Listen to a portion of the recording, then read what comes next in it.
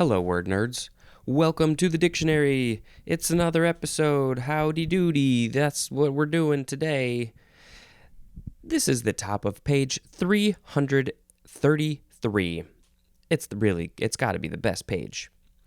Until we get to 3,333. Are we going to get that? Nope, there's not that many pages. There's going to be that many episodes, but the pages, they don't even hit 2,000. Okay, the first word in this episode is dendrochronology. Maybe this is adding on to what we had yesterday with the dendro prefix about trees and things. Chronology.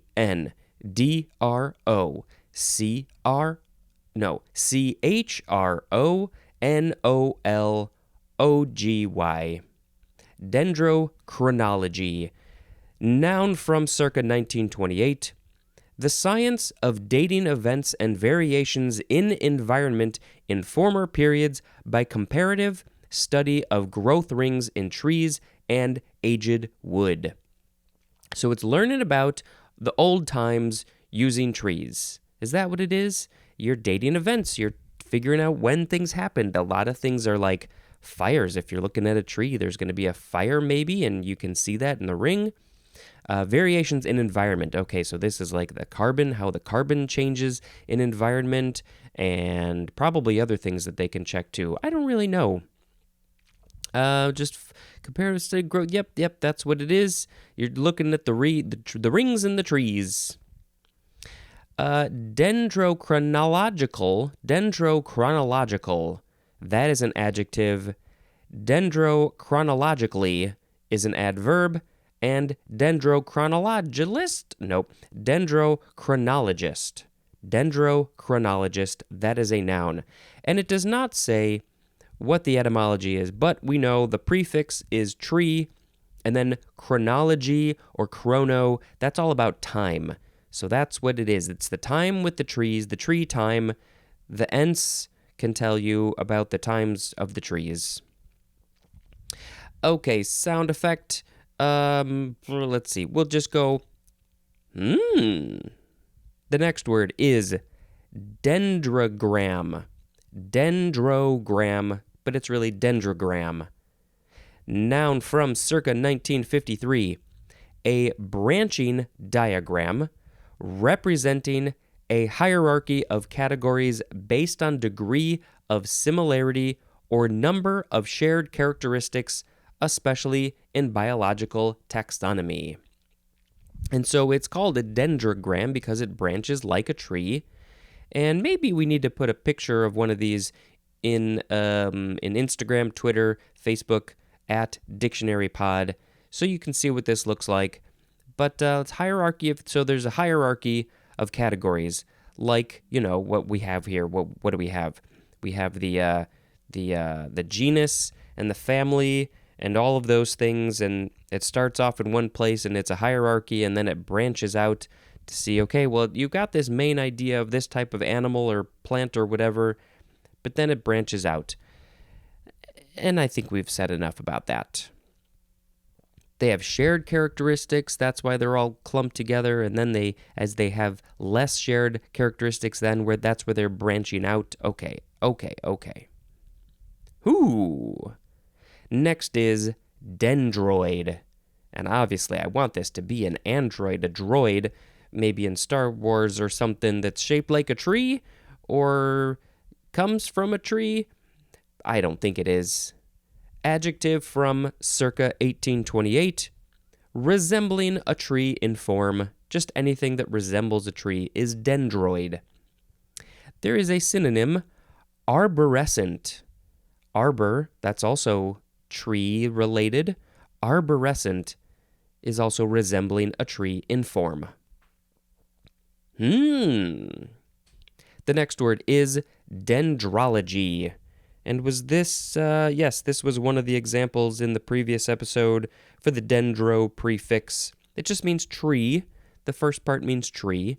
So, dendrology, noun from circa 1708. The study of trees. It's so simple, even anybody could figure that one out. Dendrological is an adjective. And dendrologist is a noun. The studier of trees. Trees are so fascinating and cool and awesome to look at. You got to go out and be with the trees and the plants. Get out in nature if you can. Touch the trees, hug the trees. You don't need to kiss the trees. That might be a little much unless you really want to. Oh, yeah, I need to get out in nature more. The next word. Dean. D-E-N-E. Dean. That's it, dean. Noun from before the 12th century. It's an old word. It's a British word, and the synonym is valley. We had dale is a valley, and I think what was it? Deal? I think deal, D-E-L-E. Was that also valley or something similar? And now we have dean. The etymology, it says it's from Old English denu or dinu, but that's all it is. That's all I got. Don't know why a valley is a dean or a dean is a valley, but that's what it is. The next word is dene or dene, but the emphasis is still on the second syllable. This is spelled capital D-E-N-E, and both E's have the accent that goes boop, dene. Noun from 1891, and it is a member of any of the Athabascan-speaking peoples of the interior of Alaska and northwestern Canada. Also, the languages of these people is Dene. I have never heard of these people, probably because Alaska and northwestern Canada are far away from me, so I'm just not as familiar with the ones that are farther away, I guess. I don't know.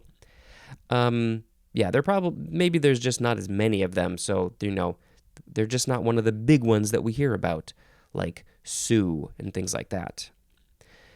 Yeah, this is a Canadian French word. I mean, it's probably their word before Canadian French, right? Wouldn't it be? Maybe not. Canadian French. Oh, that's this word dene, but it comes from the Athabascan origin. It is akin to the how do you say this? Chipewyan, and slave, and those are Athabascan languages of Canada. Slave, is that how you pronounce that word?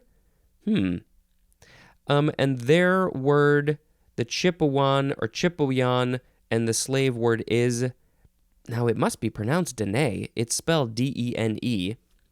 But yeah, I don't know how to pronounce it, and it means person. So they're just people. They're named after what they are. They're people. I wonder how many other ones are. That's their etymology. That's what their word means. They were like, "Hey, we're people. That's." It seems so logical, actually, when you think about it. Like, yeah, that's just what we call. We're people. Yeah, I like it. Ooh.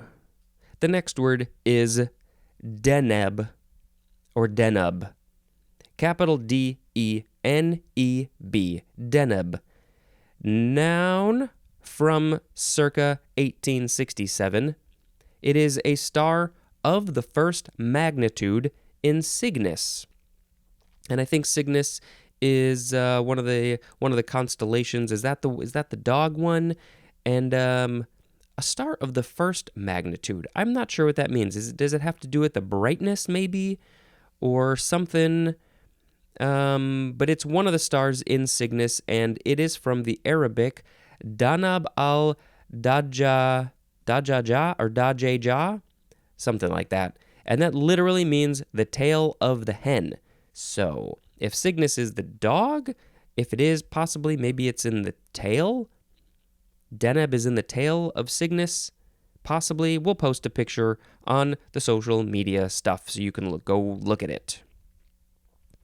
The next word is denegation.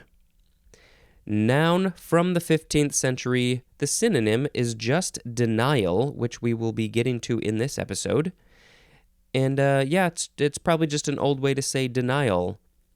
Let's see. It is from the Latin denegare, which means to deny, and there's more at the word deny. Deny. Denegation. Yeah, that just seems like an old way to say it. The next word is denervate. Now, it's not denervate, like I thought it might be. It's denervate.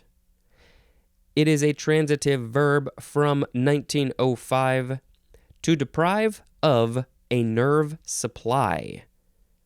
What is a nerve supply? A thing for the nerves to deprive of a nerve supply.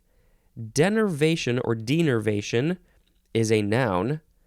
So, yeah, I feel like I need a bit more context of what this nerve supply is. Denervate. Nerve is right there in the word. So, that'll help a little bit, but not completely. The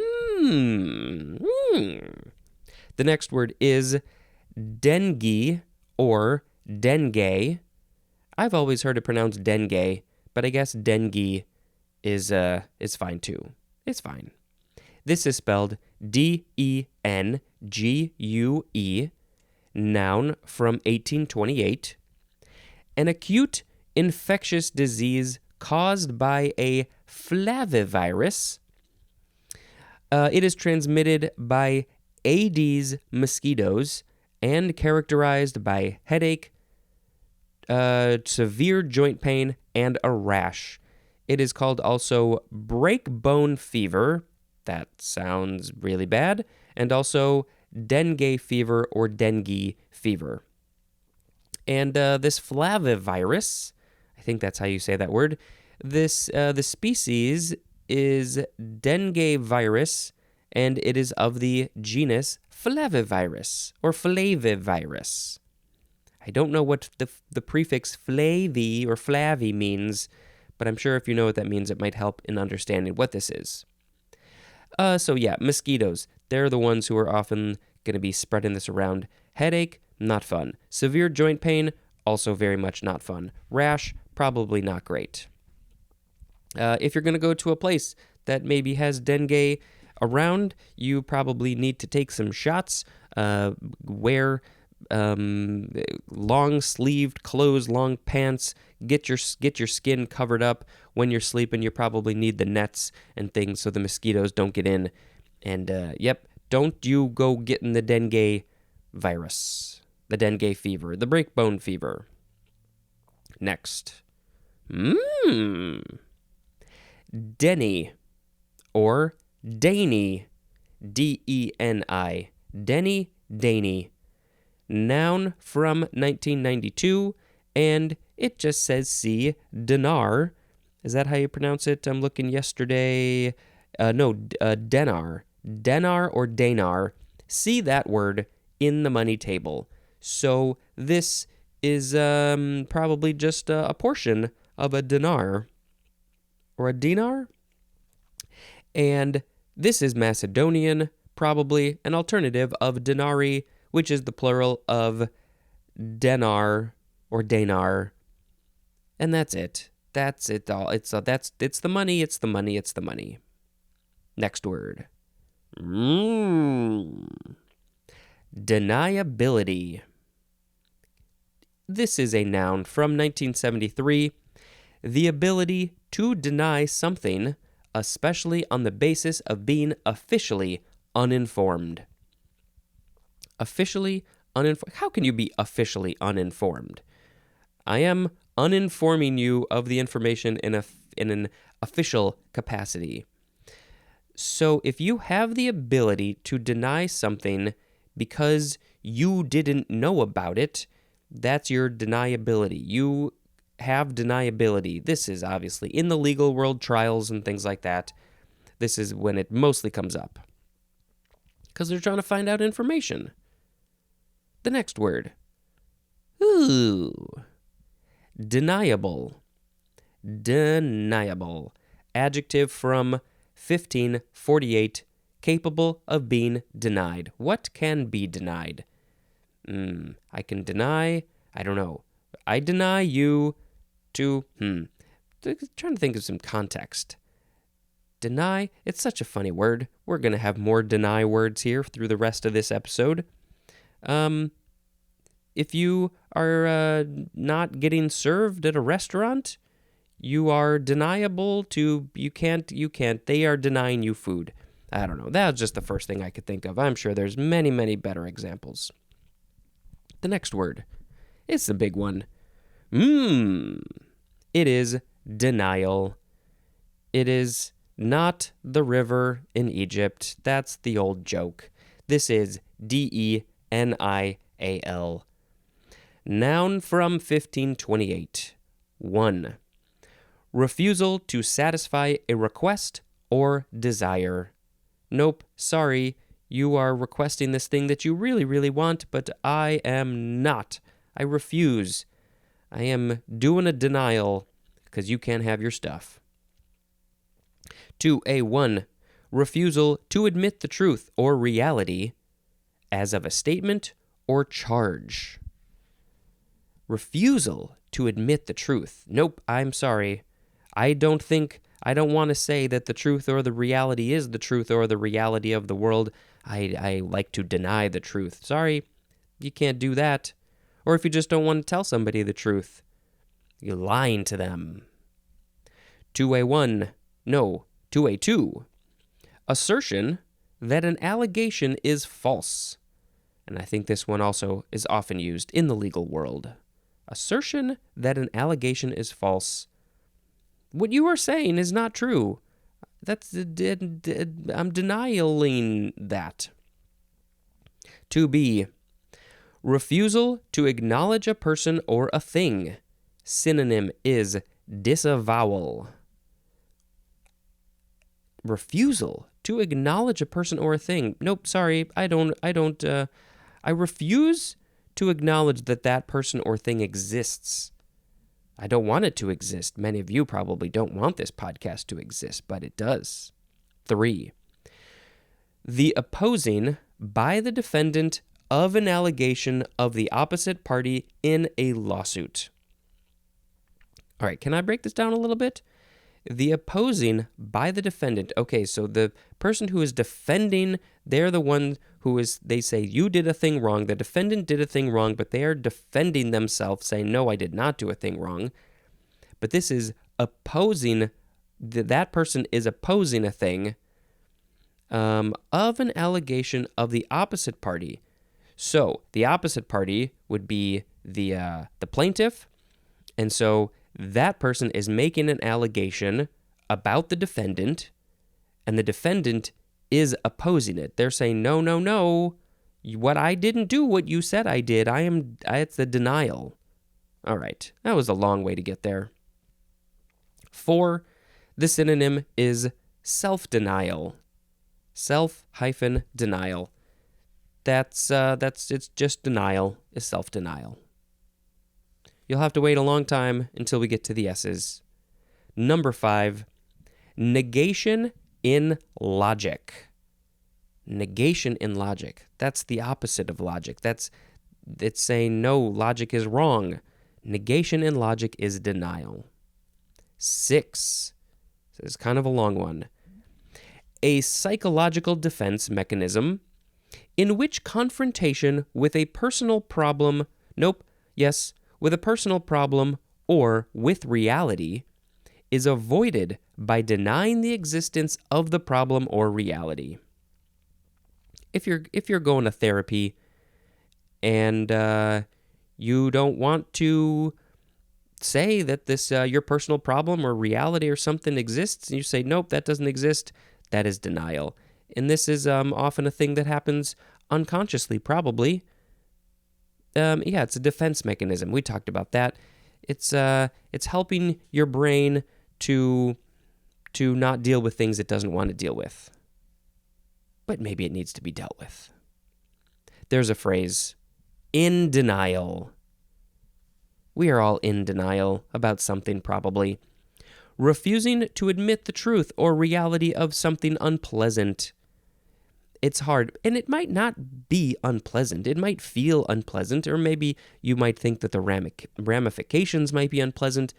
But really, when it comes down to it, if you ever get to a point when you are not in denial, it might not be that bad. There's an example. A patient in denial about his health problems. Yep. It's a bit of a defense mechanism there. Oh, I don't want to think that I have health problems because then I'm going to have to go to the doctor and deal with it, and it's just easier for me not to deal with it. But maybe not later. Might not be easier later. Might be harder later. All right, we have one more word, two forms. Ooh. The first form of the word denier, D-E-N-I-E-R, noun from the 15th century. It's just one who denies, as in deniers of the truth. Why do people deny the truth? Do they don't like the truth? Why don't they like the truth? The truth is the truth. It's what's happening. Ooh. The last word is the second form of denier, noun from the 15th century. So the first form was also a noun, and this one's a noun. How is it different? The first, number one, the pronunciation is different. This one is actually denier or denier. Okay, so that seems French. This one is a small, originally silver coin, formerly used in Western Europe. Denier or denier. And it's spelled like denier. So that's why this one is a completely different entry, because it's just a whole different idea of what the noun is of the same spelled word. But number two is pronounced denier, or maybe it's denier. The emphasis is on the first syllable. This is a unit of fineness for yarn equal to the fineness of a yarn weighing 1 gram for each 9,000 meters. What? It's so fine. Does that mean that it's so thin? This yarn is so thin that it weighs 1 gram for 9,000 meters? That's so small, isn't it? So it's a unit of fineness. Okay, so there's an example. 100 denier yarn, I think that's how you pronounce it, 100 denier yarn is finer than 150 denier yarn.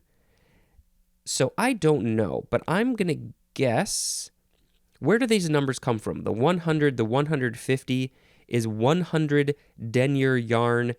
Is that 100 grams?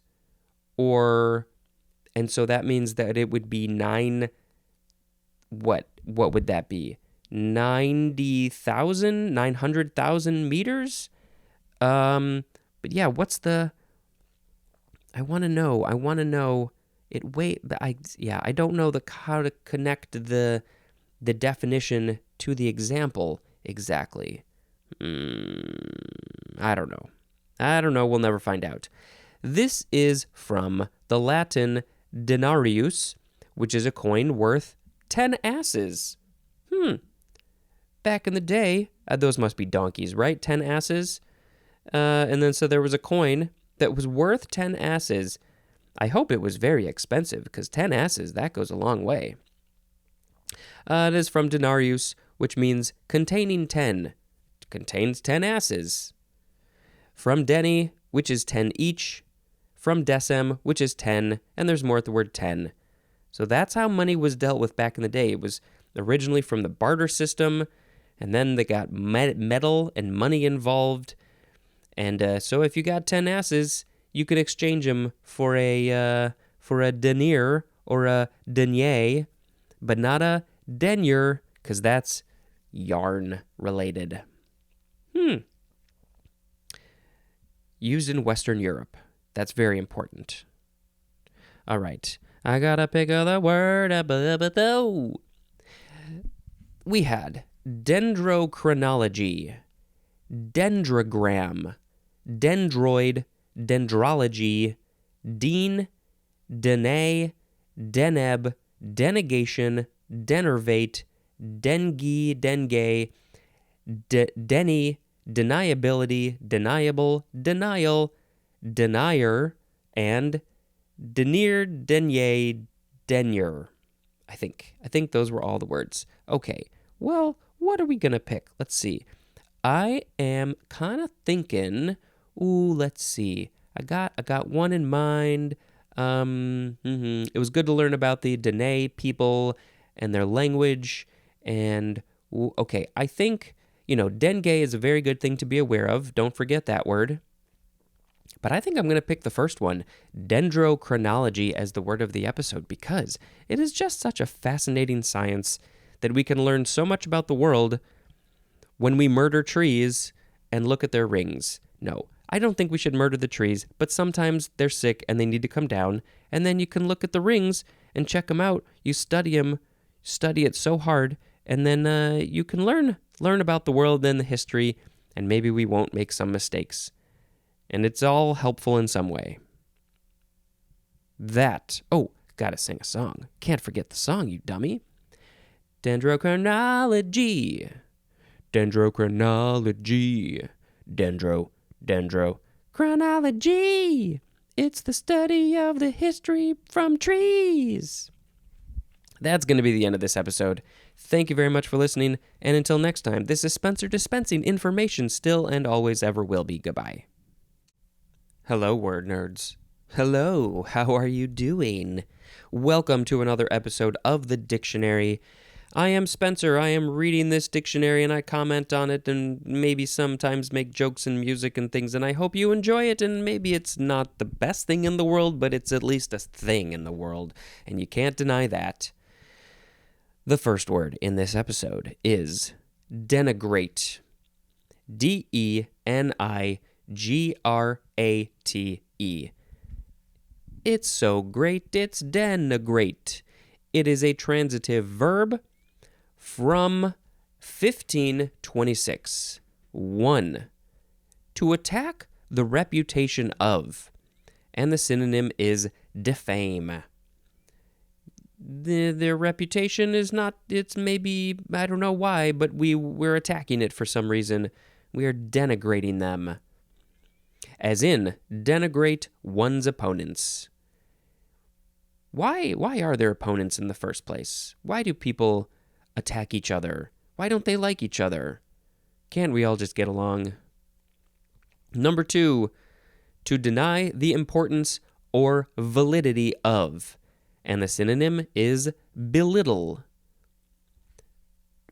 Something is important or it's valid, but you're saying, no, it's not. I'm denying the importance or the validity of a thing. I'm belittling it. I'm making it littler and littler in my brain. As in, denigrate their achievements. They achieved something. You should be proud of them. If they take it too far, if they're like, oh, look at me, I'm so great, then maybe you can belittle them a little bit. Haha. Denigration is a noun. Denigrative is an adjective. Denigrator is a noun. Denigratory, how do you say this word? Denigratory, that is an adjective. So many different forms of this word. This is from... okay. It goes down to the Latin de plus the verb nigrare, and you might be able to see where this is going. That word means to blacken.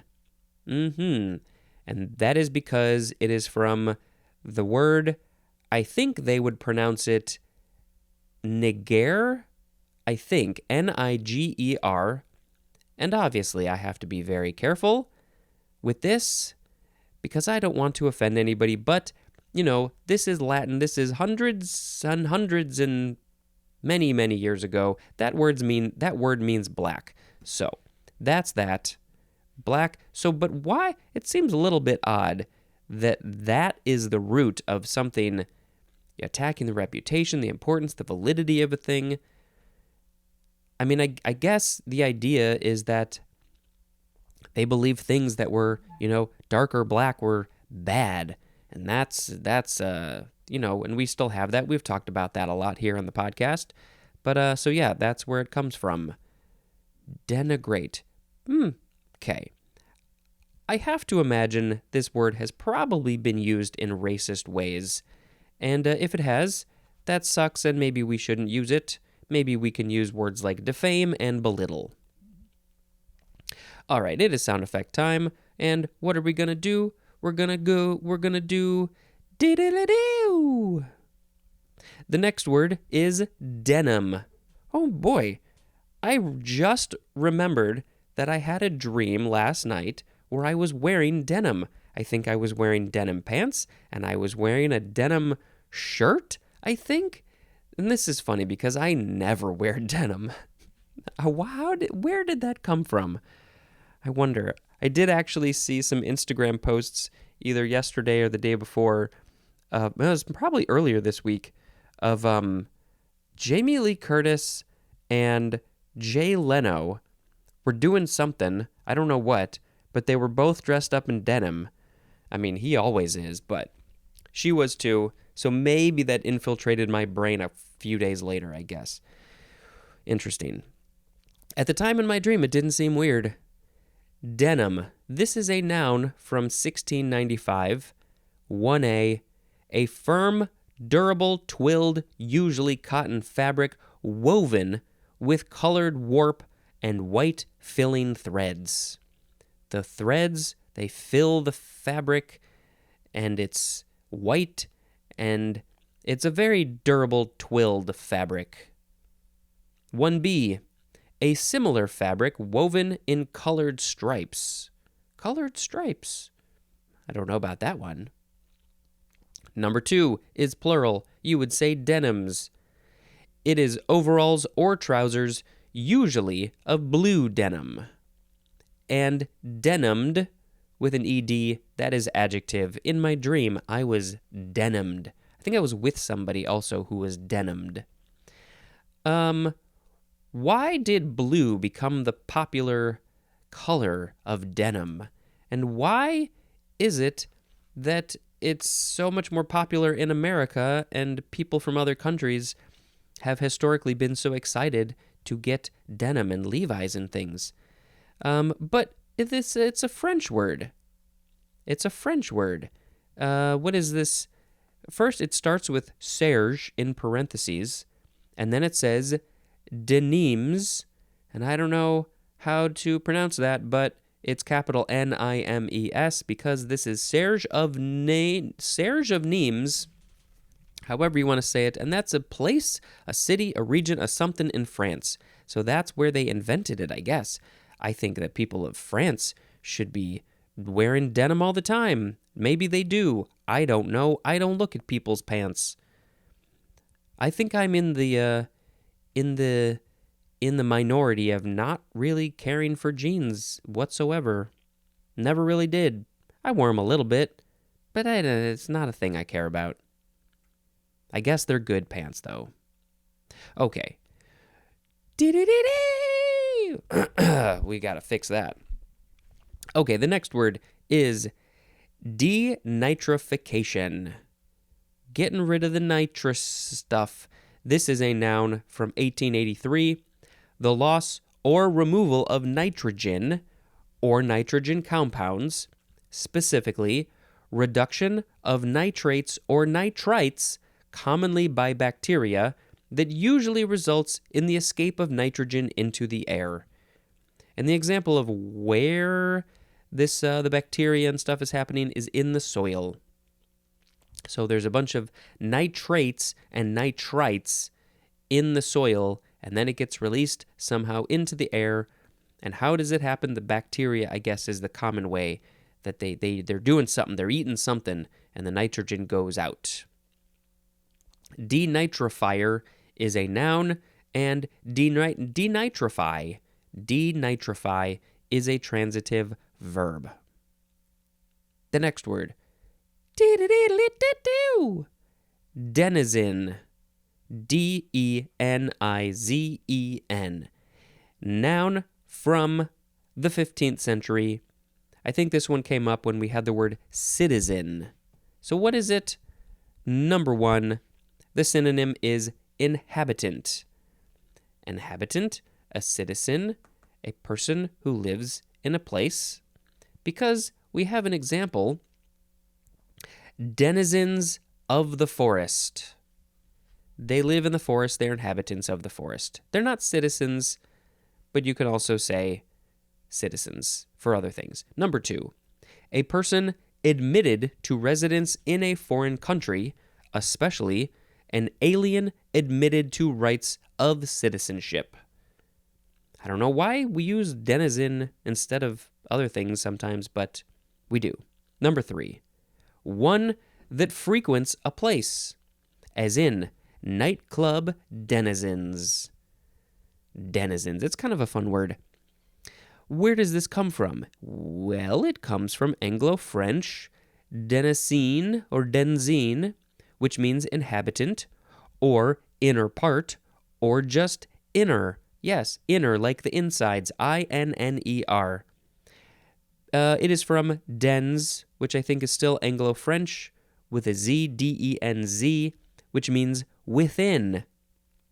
From the Latin, lower Latin, deintus, which is de plus intus, which means within, and there's more at the prefix ent, E-N-T. I also would think that the word den, like the room in your house or the place where the lions and tigers and bears live, it's inside a thing. I think that's related probably to this too. A denizen. If you are sitting in your den, smoking a pipe, watching TV, listening to music, having a drink, doing whatever you're doing, you would also be a denizen. Maybe it's very zen in your den. The next word. Den mother. 2 words. Noun from 1936. A female adult leader of a Cub Scout den, which we know has 2 or more little people. Also, a person seen in the role of leader or protector of a group. Just any group. Maybe it's a town. Maybe it's a part of a group in a town. Any sort of group. The one who's leading them can be called the den mother. And you don't have to be a woman to be called a den mother. You could say den father if you want, but it's just an idea of the person who's running the people and protecting them and stuff.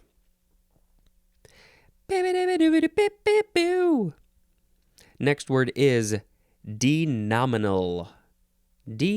Denominal. Adjective from 1959. Derived from a noun. Denominal. We're going to have a bunch of words through the rest of this episode related to this. Derived from a noun is denominal. Well, maybe we need to keep on reading the words to get more context. Like the next word. Denominate. That one might not be related. This is a transitive verb from circa 1552. 1. To give a name to. Maybe it is related. The synonym is designate. Denominate. Or just denominate. Putting the DE in front of it seems different, though. Okay. So it's derived from a noun. You give it a name. You have designated it the thing. I have denominated this podcast to be called the podcast. The dictionary, that's what it's called. Number 2, to express or designate in some denomination, as in, will denominate prices in US dollars. We will express the prices, we will show the prices, name them, write them down in US dollars because that's the one that everybody loves. But everybody's got their own monies. Let's see. This is from the Latin de plus nominare, which means to name. And there's more at the word nominate. So It seems like the DE doesn't really change anything again. The next word, denominate number. 2 words, noun from 1579. A number, as in the 7 in 7 feet, that specifies a quantity in terms of a unit of measurement. So anytime you got a unit of measurement, what do we have? We have length, feet, inches, meters, decimeters, my favorite lengths, kilometers, miles, or other things, weight. There's weight, there's lots of things that are measurements. So the number that is being used is the denominate number. I think I said denominate. No, it's denominate because it has been named. Get it? Is it all coming together now? Excellent. The next word.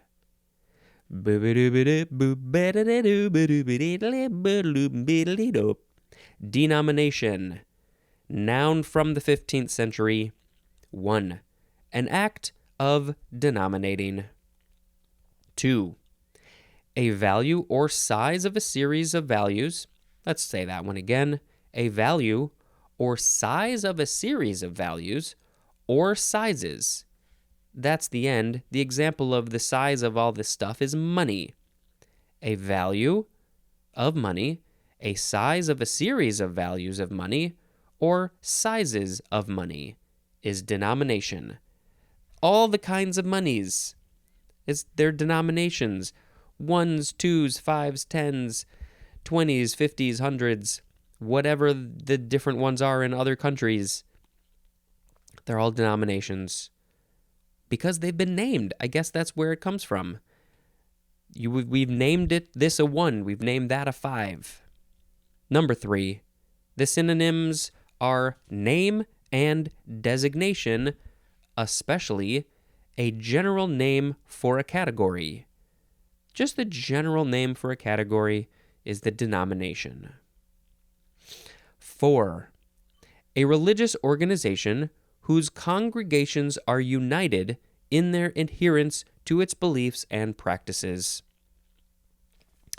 This is a religious thing, as it says. And so what is the different denominations of Christianity? Is that how you'd look at it? There's Baptist and Presbyterian and Lutheran and all those things. Are those considered denominations? Or is it something else that's considered denominations? I'm not entirely sure because I don't do the religious things. Denominational is an adjective, and denominationally, I think that's the word, denominationally, adverb. Next word. Denominationalism. What is this going to be? Is this going to be religion? Is it going to be money? Is it going to be naming things? Denominationalism. Noun from circa 1855. 1. Devotion to denominational principles or interests. I don't know what kinds of principles or interests those would be. You're not giving more context. Give me more context. Number 2. The emphasizing of denominational differences to the point of being narrowly exclusive. And the synonym is sectarianism. And this one definitely seems like it's in the religious world because sometimes they can be exclusive. We don't want you people, we like our people. It emphasizes the differences between the different types of denominations in that religious group. And then they are exclusive. The next word.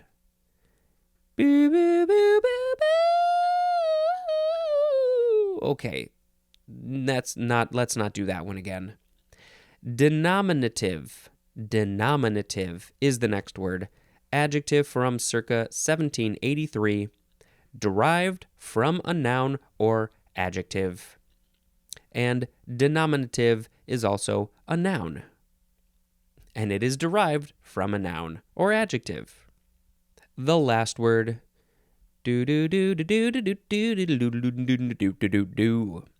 Denominator. denominator. Noun from circa 1542. 1. The part of a fraction that is below the line and that functions as the divisor of the numerator. If you have 2 over 4, the 2 is the numerator, the 4 is the denominator. You divide 2 by 4. 2 divided by 4 is 2? Half. It's half. Or is it 4 divided by 2? Oh boy, I should know this. I think it's 2 divided by 4. But that's 2. But 2 over 4 is half. 1 over 2, it's what you take it down to. Take it down. Number 2A, a shared trait, as in a common denominator. What's the common denominator? What's the thing that's similar between these two things or these two people or this group of things? What do they share? They have a common denominator. 2B, the average level. That's the first part, the average level. The examples are taste or opinion. So the average level of taste or the average level of opinion. Can you have an average level of opinion? That's the denominator. And the synonym is standard.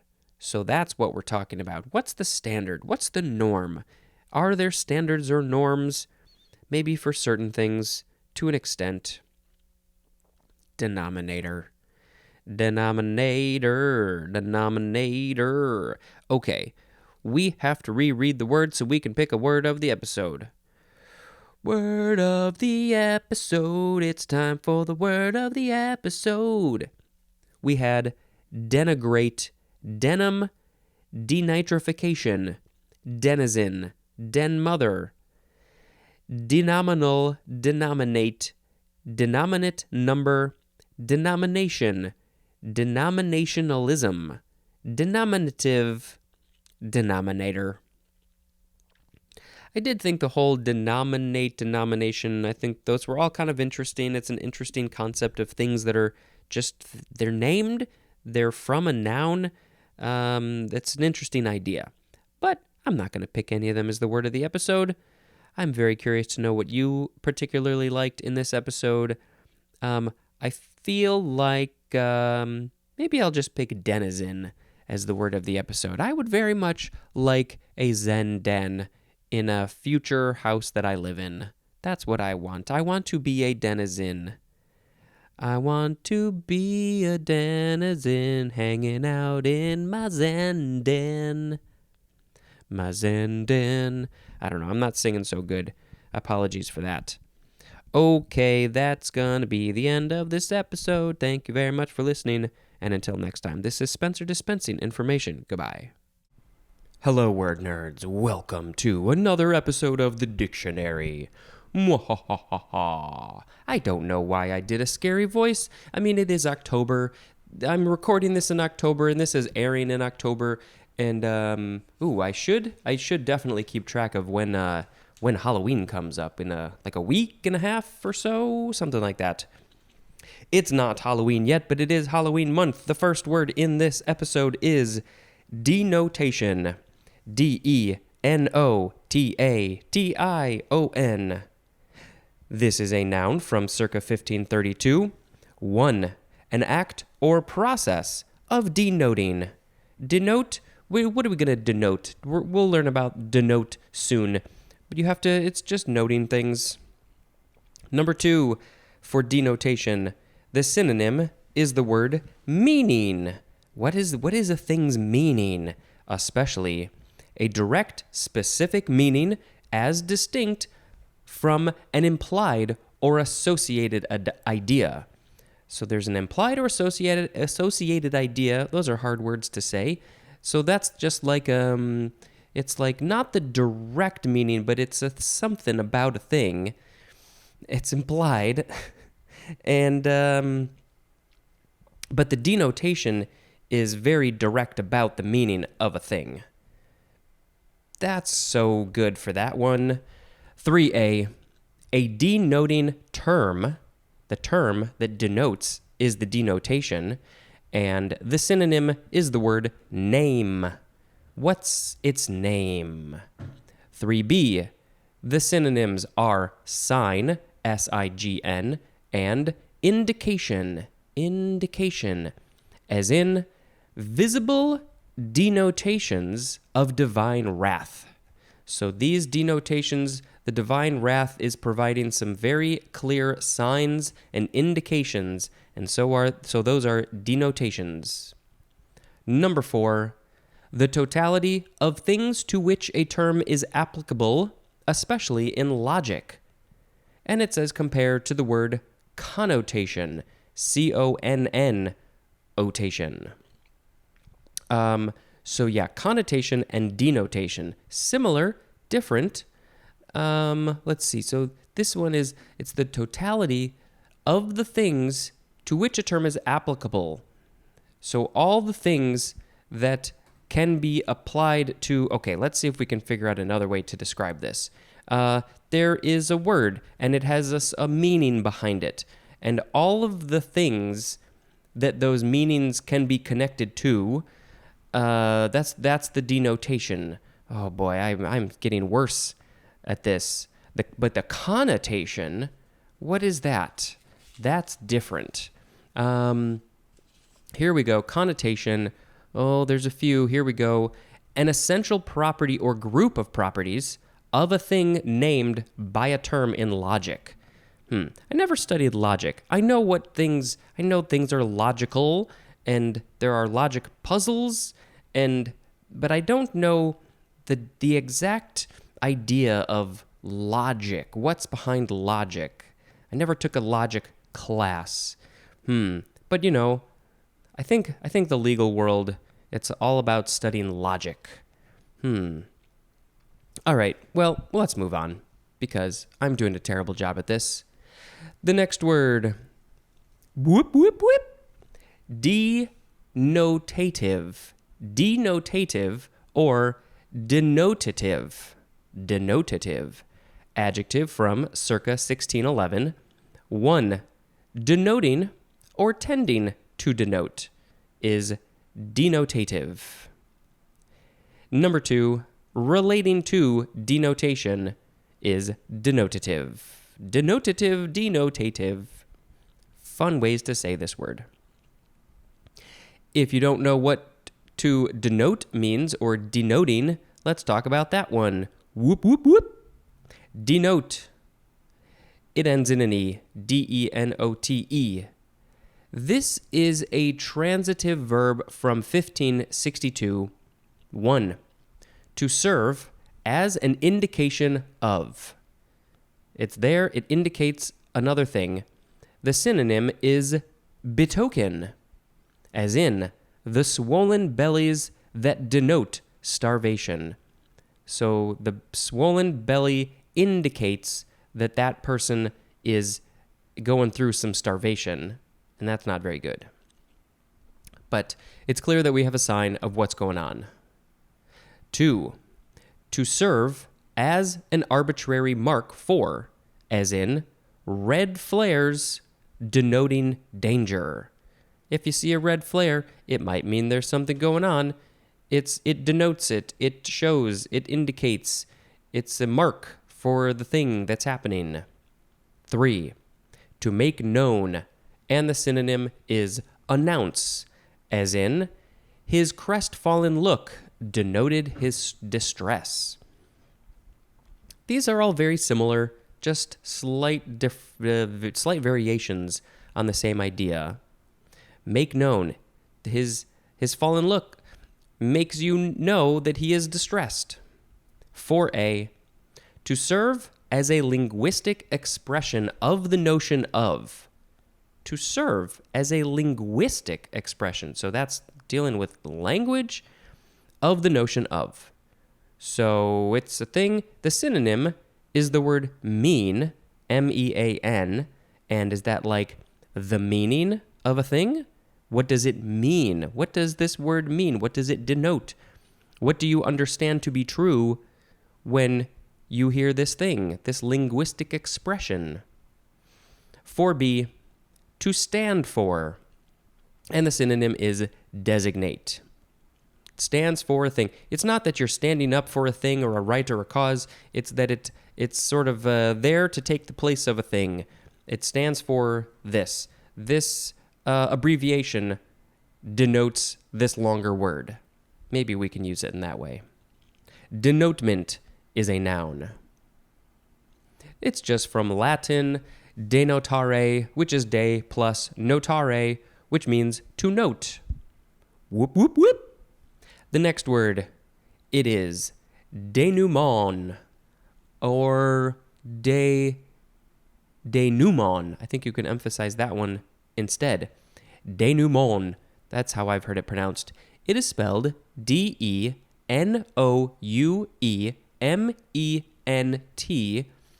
and you could put an accent on the very first E, which goes whoop, if you want the accent or not. This is a noun from 1705. 1. The final outcome of the main dramatic complication in a literary work. That's a book. What's it's the climax. What's happened at the climax or after the climax? It's the end of the story. It's the denouement. The denouement. Number 2. The outcome of a complex sequence of events. All those events are very complex all together, and then when they're all done, it's the denouement. This is French, and it literally means untying, like untying your shoe, but it's more about untying all of the sequences of events and the things that happen during the story. It is from Middle French desnouer, which means to untie, from Old French desnouer, which is de or des plus nouer, which means to tie. So it's the opposite of things being tied up. Although, in my brain, the denouement is the end. It's like when things are all tied up. But this is about untying, and that I find kind of interesting. It is also from the Latin nodare, which is from the word nodus, which means knot, K-N-O-T. You tie a knot, and nodare probably means to knot or to make a knot. There's also more at the word node, N-O-D-E, which is just like, it's just a thing. Things, it's a thing. So, yeah, I do find it interesting that it's about untying opposed to tying. Everything has been untied in the denouement. Whoop, whoop, whoop, whoop, whoop. The next word is denounce. Denounce. This is a transitive verb from the 13th century. 1. To produce, especially publicly, to be blameworthy or evil, as in, they denounced him as a bigot.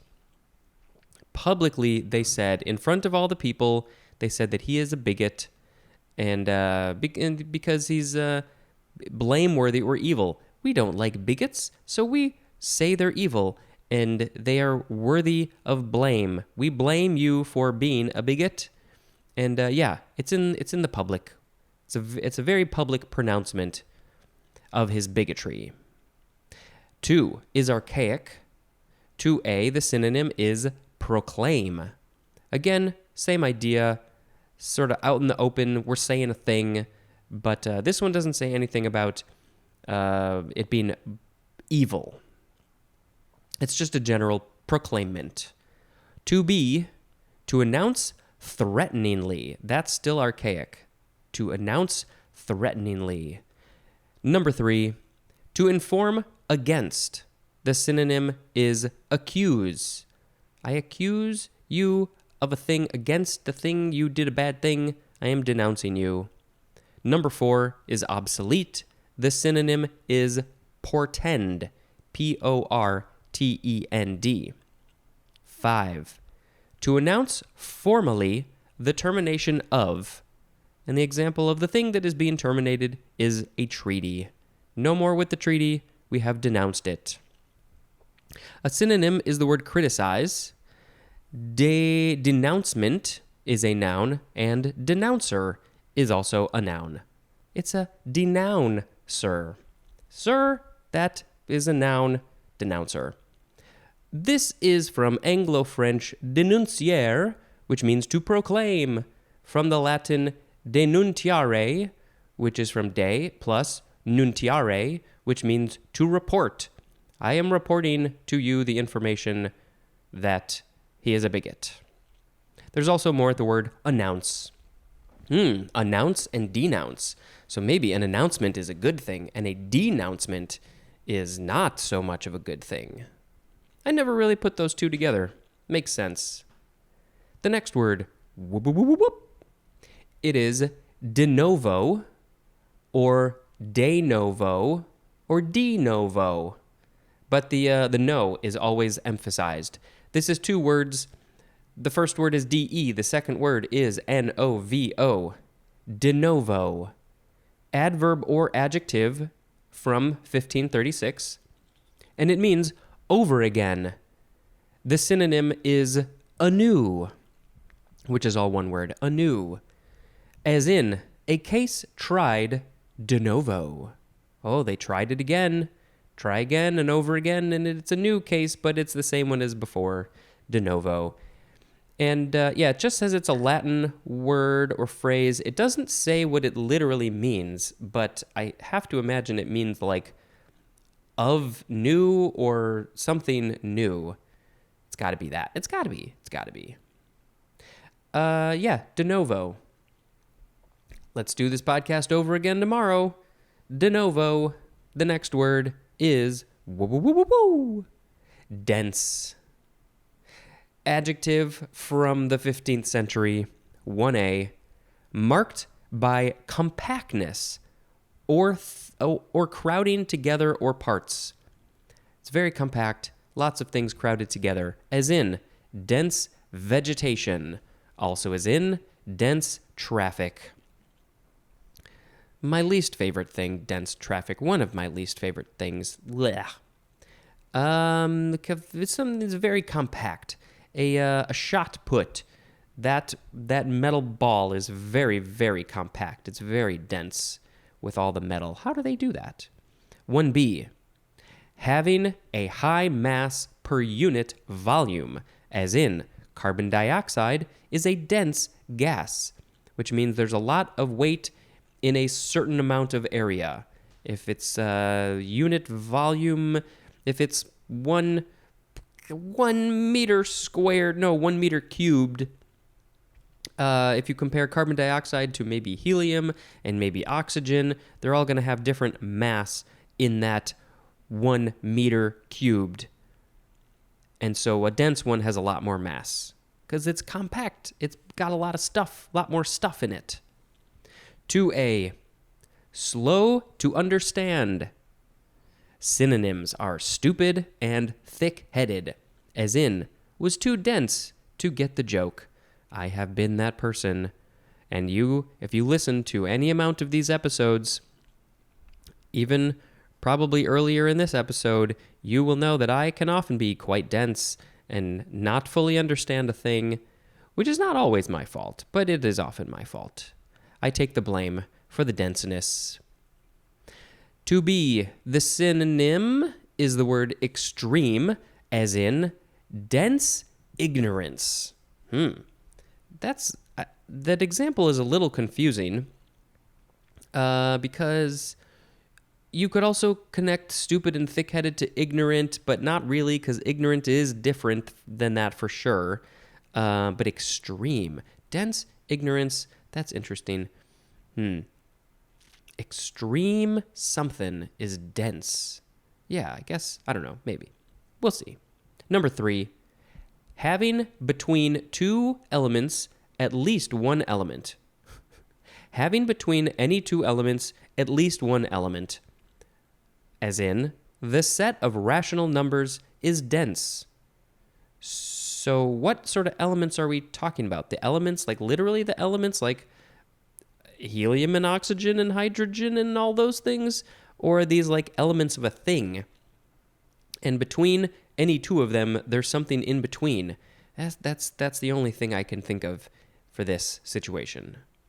4. Demanding concentration to follow or comprehend, as in dense prose.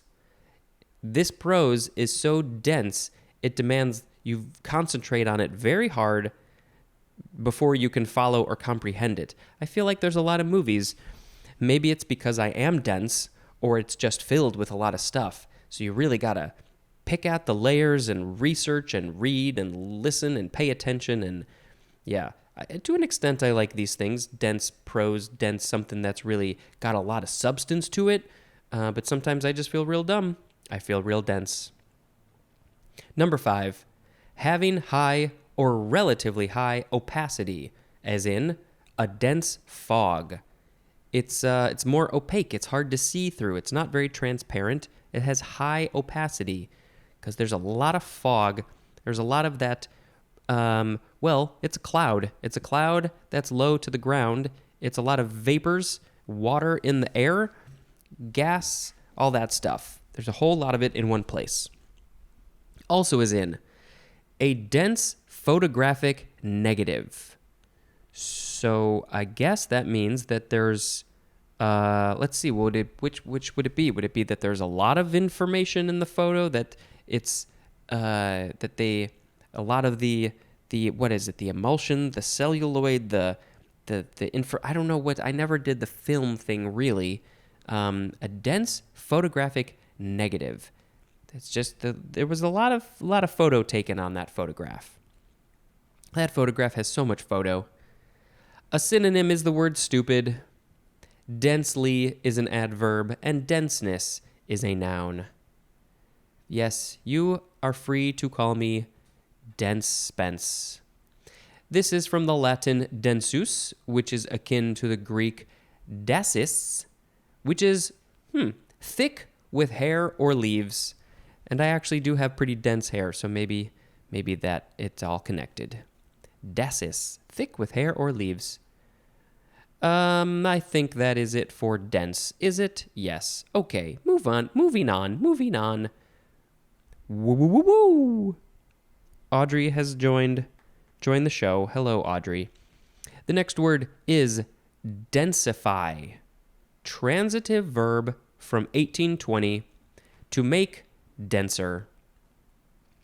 And the synonym is compress. So if you compress a thing down so it all is taken up less space, there's more stuff in the same amount of space maybe, you have made it denser and you have densified it, and it went through the process of densification, which is a noun. The next word. Oh, what are those videos on YouTube? The press, the thing, and they destroy lots of things on this press, and it's become very popular, and so they are really densifying those things. Next word. Blue, blue, blue, blue. Maybe they use a densitometer. Densitometer. This is a noun from 1901. An instrument for determining optical, photographic, or mass density. As in the example, diagnose osteoporosis using an X-ray bone densitometer. Yeah, osteoporosis is when the density of your bones becomes less.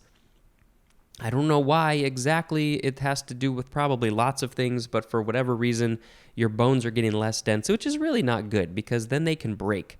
And so they use an X-ray bone densitometer to see the denseness, the mass density of the bones. And they can also use it for other things, optics, photographs, stuff like that. They probably use a different kind of densitometer for those things. Densitometric is an adjective, and densitometry is a noun. No etymology because I think it's pretty obvious. Because it's all about the next word, woo, density. This one doesn't have any etymology either, but I guess we can go back to the word dense. Yeah, it all goes back to the word dense for the etymology. Thick with hair. Just think about that when you think of things that are dense. Oh yeah, the last word, density. Density, noun from 1598. 1. The quality or state of being dense. It is in a state of density. 2. The quality per unit volume, unit area, or unit length.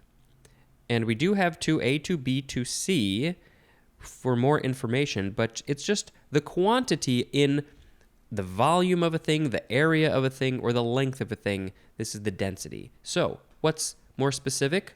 2A, the mass of a substance per unit volume. 2B, the distribution of a quantity as mass, electricity, or energy per unit, usually of space, as length, area, or volume. How much has it been distributed in a certain area? Yeah. And what is being distributed? Mass, electricity, or energy.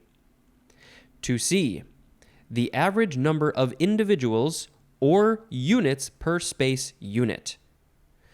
They use the word unit a lot, and it makes it kind of complicated. As in, a population density of 500 per square mile. So in a square mile, which is, it's a square, and there's 1 mile on each side, so it's a square mile, and there is a population of 500 people within that square mile, or 500 units, 500 things, and so that's the density of that square mile. New York, Manhattan, has a very high density because there's a lot of people living in that area. But then you go out to, say, Oklahoma, and it has a much lower density in a more rural area because there's a lot less people, a lot less living things in the same amount of space. There's another example. A housing density of 10 houses per acre. It feels like that's a lot of houses per acre. 3A, the degree of opacity of a translucent medium.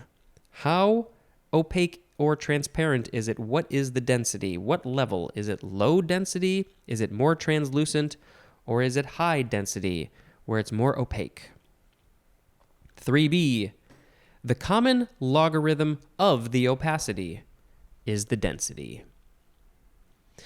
And yeah, no etymology.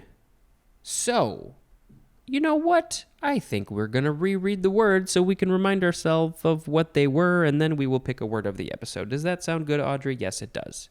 Today we had denotation, denotative or denotative, denote, denouement, denounce, de novo, dense, densify, densitometer, and density. Ooh, there's a couple that are jumping out at me. I don't know. I kind of want to pick dense as the word of the episode for multiple reasons. And dense. This song is filled with the word dense. It's very dense with dense. There's lots of dense in this song. Dense. That's going to be the end of this episode. This is the denouement of the episode. Until next time, this is Dense Spence, dispensing information. Goodbye. Hello, word nerds. Oh, I am so glad that you were here. This is just fantastic. I didn't think that you would come, but you have come to join me on this journey of edutainment called The Dictionary. It's a podcast hosted by me, Spencer. What is happening? This is the best podcast that I have ever made. I don't know if that's even true, but it is the one that's currently going on. And, let's say the things real quick. Twitter, Instagram is at dictionarypod. If you want to follow, see some pictures, some other pictures and some captions, and you can message me if you want to say some things over there. And there's also a Facebook page, The Dictionary, and there's a Google Voice number, 917 727-5757. Oh boy, I feel like I'm forgetting it. Check the show notes. It's the best place to go find all the information. There's a Patreon. You can give me a little bit of money to get early episodes and some exclusives, and you will be my best friend forever. And let's see. So like sometimes if there's a guest, I might put the video over there if you want to see the video. Okay, what else? There's merchandising. There's rating and reviewing. Go to Apple Podcasts. Go to all those things. Share this in all the places that you can possibly think to share this at. Go make some graffiti on a wall so people can see it. But don't do that because that's illegal and I don't want you to get in trouble, so that's a bad idea. Don't do that. There's an email also, dictionarypod@gmail.com.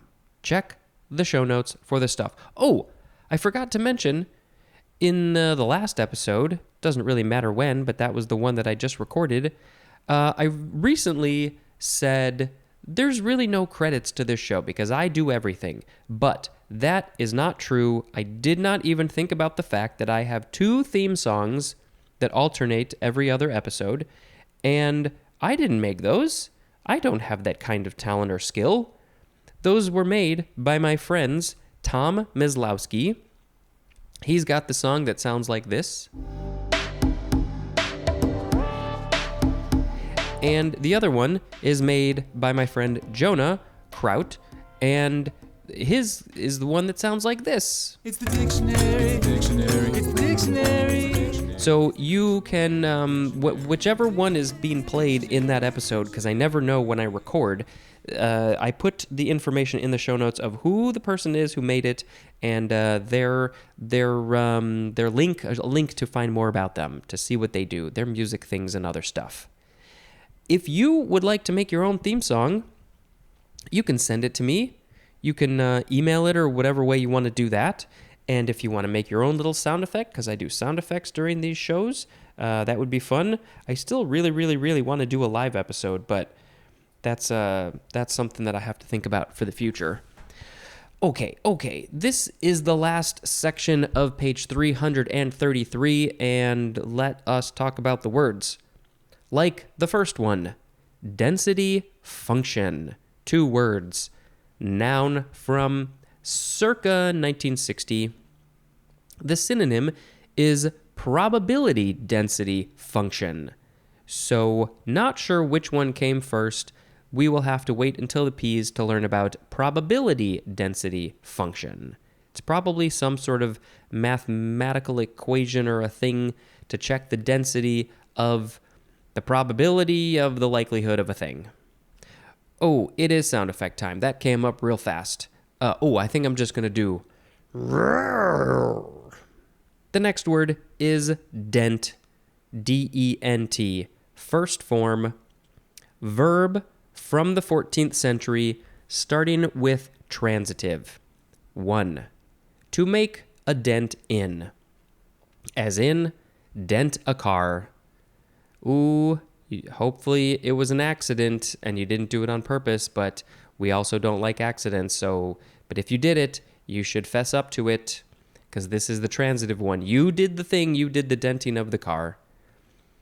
I once looked at my car from across the street, and the way the light and the reflections and the shadows were hitting the bumper, it looked like it had a massive dent in it, and it really scared the hell out of me, and I walked closer, and it changed. And I was like, oh, that's really weird. It was just an optical illusion. Okay, number 2 for dent. To have a weakening effect on. You're making a dent in a thing. Maybe it's a disease. It may be the medication, the something. It weakens the disease, so you're making a dent in the disease. That's maybe not the best example, but that's fine. Intransitive says to form a dent by sinking inward, and also just become dented. We are making a dent in this book. Not a very big dent, but it's a dent for sure. I think you can definitely say by the time you get to the word dent, you have made a dent in the whole list of words. Let's see, that was number 2. No, that was the intransitive. Yes, sinking inward is a thing. It's a dent. There is some etymology, which is, this is a Middle English. It is short for the word indenten, I-N-D-E-N-T-E-N,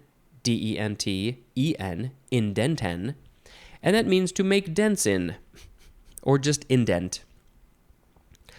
Yeah. Yeah. An indent in text, if you're using a word processing program or something and you make an indent where the line starts a little bit to the right, well, that's how I read. Maybe for some people it's a little to the left. It's just a dent. It's a dent in the text. The next word is the second form of dent. Noun from 1565. 1. A depression or hollow made by a blow or by pressure. Something got a hit. Maybe this is a dent on a car, possibly. Maybe the hail came down and it smacked the car real hard and it made many, many, many little dents. And then you gotta pay insurance and get it fixed, or maybe your insurance goes up, they pay you for it, but anyway, it's a whole big hassle. Number 2, an appreciable impression or effect often made against resistance, as in, hasn't made a dent in the problem. Nope, nothing's happened yet. But if something has happened, then it would be an appreciable impression or effect often made against resistance. It's not even trying to stop. It just says, okay, dent me. Specifically, a weakening or lessening effect, as in costs that have made a dent in the budget. Using up that budget with all the costs that you're spending. Rah!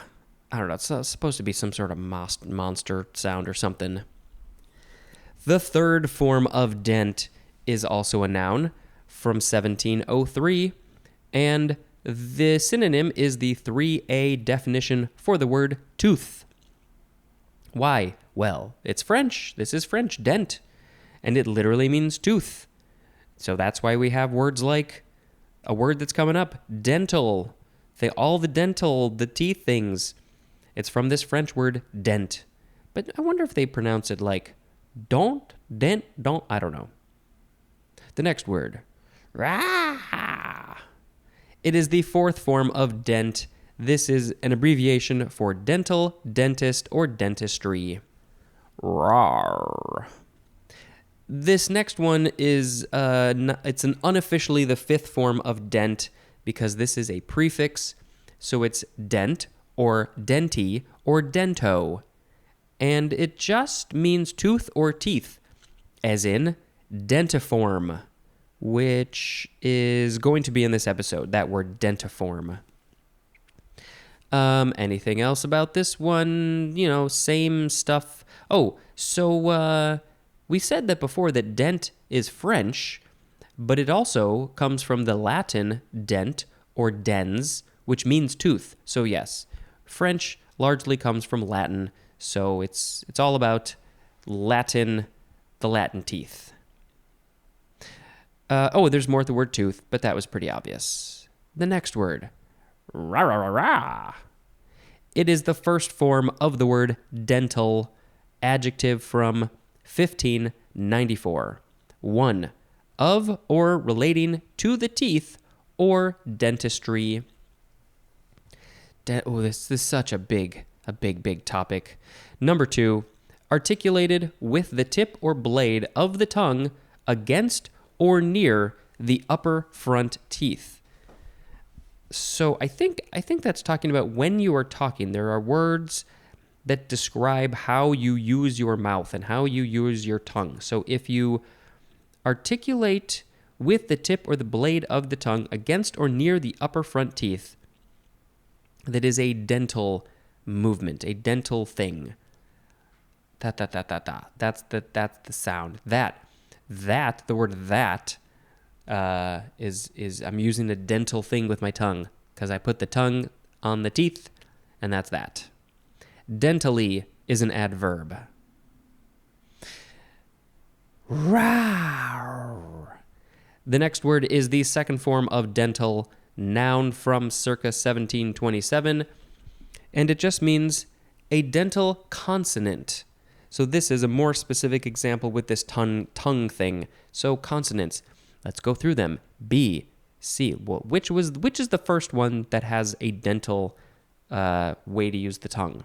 B, C, D. D kind of does, depending on how you say it. D, the tongue is kind of close to the teeth. F, G, H, I, J. I'm paying attention to the way that I'm using my tongue for all these. J, K, L. Oh, yes, L. You're putting the tongue right up on the teeth. M, N. Yes, N. I put the tongue in the back of my teeth for that one. N. P. I'm skipping the vowels, right? Yeah. P, Q, R, S, T. Yeah, T. Putting the tongue kind of at the back of my teeth. V, W. Oh, yeah, there's a lot of tongue motion in the W. X. Did I skip any? Hopefully not. Y. Are we doing this? Z. All right, so we had a few in there. A dental consonant is using the tongue against the teeth. The next word. Rah, rah, rah, rah, rah. Dental floss. Please, please, please use your dental floss. It's not that hard. Once you get into a good habit, you will never come out of that habit. Take care of your teeth, people. Noun. From 1910. A thread used to clean between the teeth. I have not gotten a great information on this. Is it best to floss and then brush, or brush and then floss? Different people feel different things. I mean, maybe it's best to floss and then brush and then floss again. I don't know. But, you do you. Either way, if you're flossing, it's probably good. Do it before or after you brush. I don't really care. Just floss. I sound like one of those adults who has experience in the world and is telling some kids who don't know, and they're probably not going to listen. But, from experience, I know it's a good idea. I have not had to lose any teeth. So, I know that it's a good idea. The next word. Who's going to help you with all this stuff? I hope you're seeing this person regularly. Rah!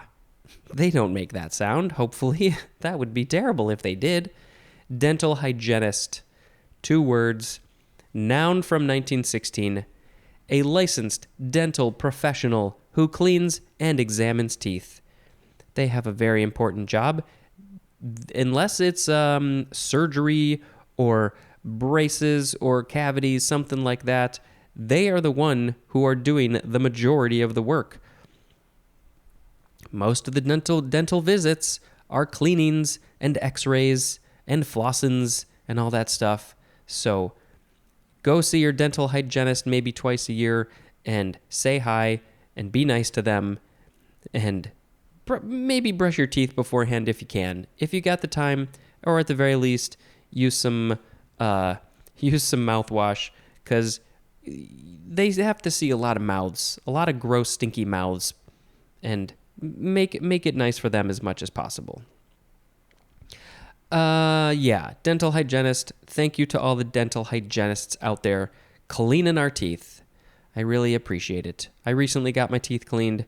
Oh boy, during the pandemic, I think I went a good year or two without seeing the dental hygienist, really. And that was not a great idea. The next word. Yeah. It is dentalium. dentalium. Noun from 1847. Any of a genus of widely distributed tooth shells. Broadly, the synonym is just tooth shell. What is this? I don't know. The genus is also Dentalium, and that's really all it says. Not sure what a tooth shell is. It could be a shell that looks like a tooth. It could be what? A shell that is the tooth of another thing? I don't think that makes any sense. A tooth shell. Why? Is it white? I don't know. It's a dentalium. Maybe we need to post a picture of one of these on the social media. That would be a fantastic idea. The next word. Rah, rah, rah, rah, rah. Dental technician. 2 words. Noun from 1946.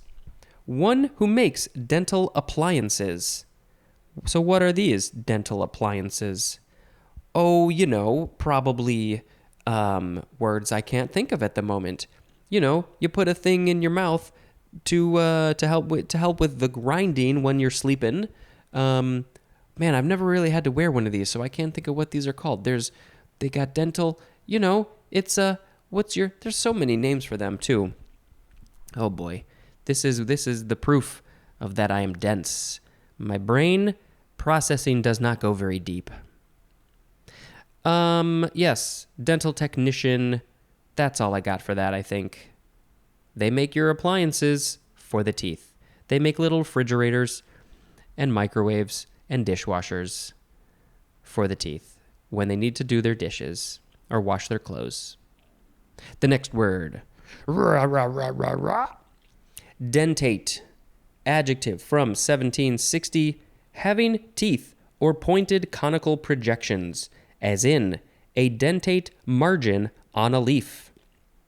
These are not literally teeth like the things in our skull. These are things that look like teeth. Maybe they are pointed conical projections. They stick out maybe along the edge, and they just kind of look like teeth. They look like sharp little teeth. It's dentate. The next word. Dent corn. 2 words. Noun from 1852. Corn of a variety having kernels that become indented at the top during ripening.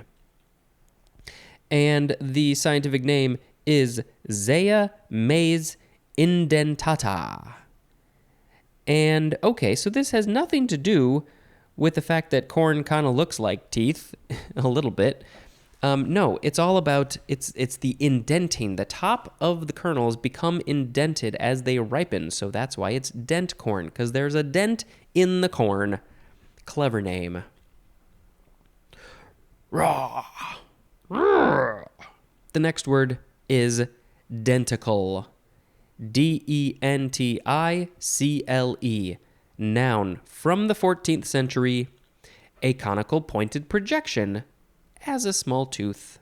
It's a denticle, little thing that looks like a tooth or is actually a tooth. It's a denticle. Next word, maybe it's related. Denticulate. Denticulate or denticulated. Adjective from 1661. 1. Finely dentate or serrate, as in a denticulate shell. So it's got these ridges, or the edge of it has little bumps, because we saw dentate was had pointed conical projections, and it's in a state of it is denticulate, because this is an adjective. Also as in a denticulate margin of a leaf. 2. Cut into dentals. And dentals here is spelled D-E-N-T-I-L-S, not A-L-S, because that would be something different. Denticulation is a noun. The next word. Dentiform. Adjective from 1708, shaped like a tooth. It is in the form of a dent, which is a tooth, so it's shaped like a tooth. It is dentiform. Next word. I'm trying to think of some other creative, fun, clever way to make a monster sound, and I just can't think of anything. Dentifrice. Dentifrice. Noun from the 15th century, a powder, paste, or liquid for cleaning the teeth. Is this what the dental hygienist uses when they clean your teeth? Is this what it's called? Dentifrice? Let's see. This is from denti. This is Latin denti plus fricare, which means to rub. So you're rubbing a thing on the tooth to clean it. It is a powder or a paste or a liquid. There's more at the word friction. There is friction when you rub a thing on another thing, which is fricare. Dentifrice. The next word.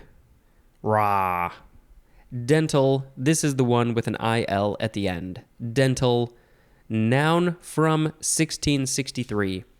one of a series of small projecting rectangular blocks forming a molding, especially under a cornice. And dentled is an adjective. And there is a picture of these dentals on a house. It looks like maybe there's a rain gutter, and then right below that are these little blocks. They kind of look like teeth because they have that sort of rectangular shape, and they're right next to each other. There's a whole bunch of them. So it looks like the house has teeth. They're dentals. I think actually my parents' house has some of these. If I feel so inclined, maybe I'll get a picture of just a close-up of them and I'll post it on social media. Yep, it's from the French or the Latin dent, which means teeth or tooth. And we have one more word for this episode, goes a little on to the next page. Rar. I'm a scary monster. Rar. Dentin, or dentine, or dentine. D-E-N-T-I-N. You could also put an E at the end. Noun from circa 1845. It is a calcareous material.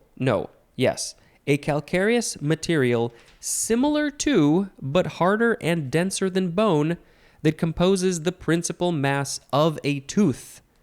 And it says to see the tooth illustration. So bones are pretty damn hard, but the teeth have another material also on them called dentin, which is even harder than bone. Although I do think that there is some bone material in the teeth as well, maybe on the inside. I think the dentin is on the outside. Dentinal, or dentinal, that is an adjective. Oh, can't wait to get to the tooth illustration. That's going to be so fun. All right, it is time to pick a word of the episode. Oh, it's our favorite time. What is he going to pick, everybody? I don't know. We had density function, dent, dent, dent, dent, dent, or denty, or dento, dental, dental, dental floss, dental hygienist, dentalium, dental technician, dentate, dent corn, denticle, denticulate, dentiform, dentifrice, dental, and dentin. Oh, this was so the tooth episode before we actually get to the word tooth. And we're actually going to have some tooth-related things in tomorrow's episode too. Okay, well, the dental hygienist is a very important person that helps you with your cleaning of your teeth and telling you if you have cavities or not. But I think the thing that's not necessarily more important, but is the thing that you can do on your own, even if you don't go see the dentist or the dental hygienist. The thing that you should be doing in addition to brushing is flossing. So we're going to pick dental floss as the word of the episode. I don't know if a dentist or a hygienist would say one is more important than the other, if the floss is more important than the brushing or vice versa. Not sure if they would ever want to say that because they're both really, really important. But the floss is the thing that's going to get there in between the teeth, get all the stuff out of there, and, you got to do this. You got to do it. You got to use the dental floss on your teeth. Oh, yes, you do. If you don't, you might get some cavities on your teeth. Oh, yes, you might. Use your dental floss. It comes in strands. It comes with plastic all around, which is kind of a waste. But we sometimes buy them anyway. I like the strands, and you twist it on your finger, and then your finger gets all purple when you're squeezing it on the finger. And then you clean your teeth like a good little person. All right. Have I made my point clear enough? Just take care of your goddamn teeth. It's not that hard. You're not going to want to deal with the consequences later. I know I don't. Dentist isn't scary. It's all fine. It's kind of fun sometimes. All right, that is going to be the end of the episode. I was thinking about maybe having my dentist on for the next episode, but I don't think scheduling-wise that's probably going to work. And he didn't really want to be on a podcast anyway. I did mention it when I was over there, and he was like, I'm an introvert. So yeah, that's probably not going to happen. I'm just going to have to talk about all of dentistry all by myself because I know everything. No, I don't. That is going to be the end of this episode. Oh, thank you so much for listening. Go tell some other people about it. Seriously, why not? Have fun. This has been Spencer dispensing information. Goodbye. Hello, word nerds. Welcome to the dictionary. Hey ho, we did it again. Another episode. What's your name? That's a fantastic name. Thank you very much. My name is Spencer. I am your host for this show called The Dictionary. This is the top section of page 334. If you don't know, I divide each page into about 4 sections usually, and that's each episode. Okay, the first word in this episode is dentist. Dentist, everybody's favorite person, D-E-N-T-I-S-T. It's a noun from 1752. One who is skilled in, and licensed to practice blah, blah, blah, blah. I don't like my words today. One who is skilled in and licensed to practice the prevention, diagnosis, and treatment of diseases, injuries, and malformations of the teeth, jaws, and mouth, and who makes and inserts false teeth. All those things, they do all those things. They help. It's all about the teeth, the jaws, and the mouth. All the things around the mouth, maybe even your lips. Probably not your lips because it's not bone material. And then they prevent problems, they diagnose problems, they treat problems, diseases, injuries, malformations. They clean, they do all those fun things.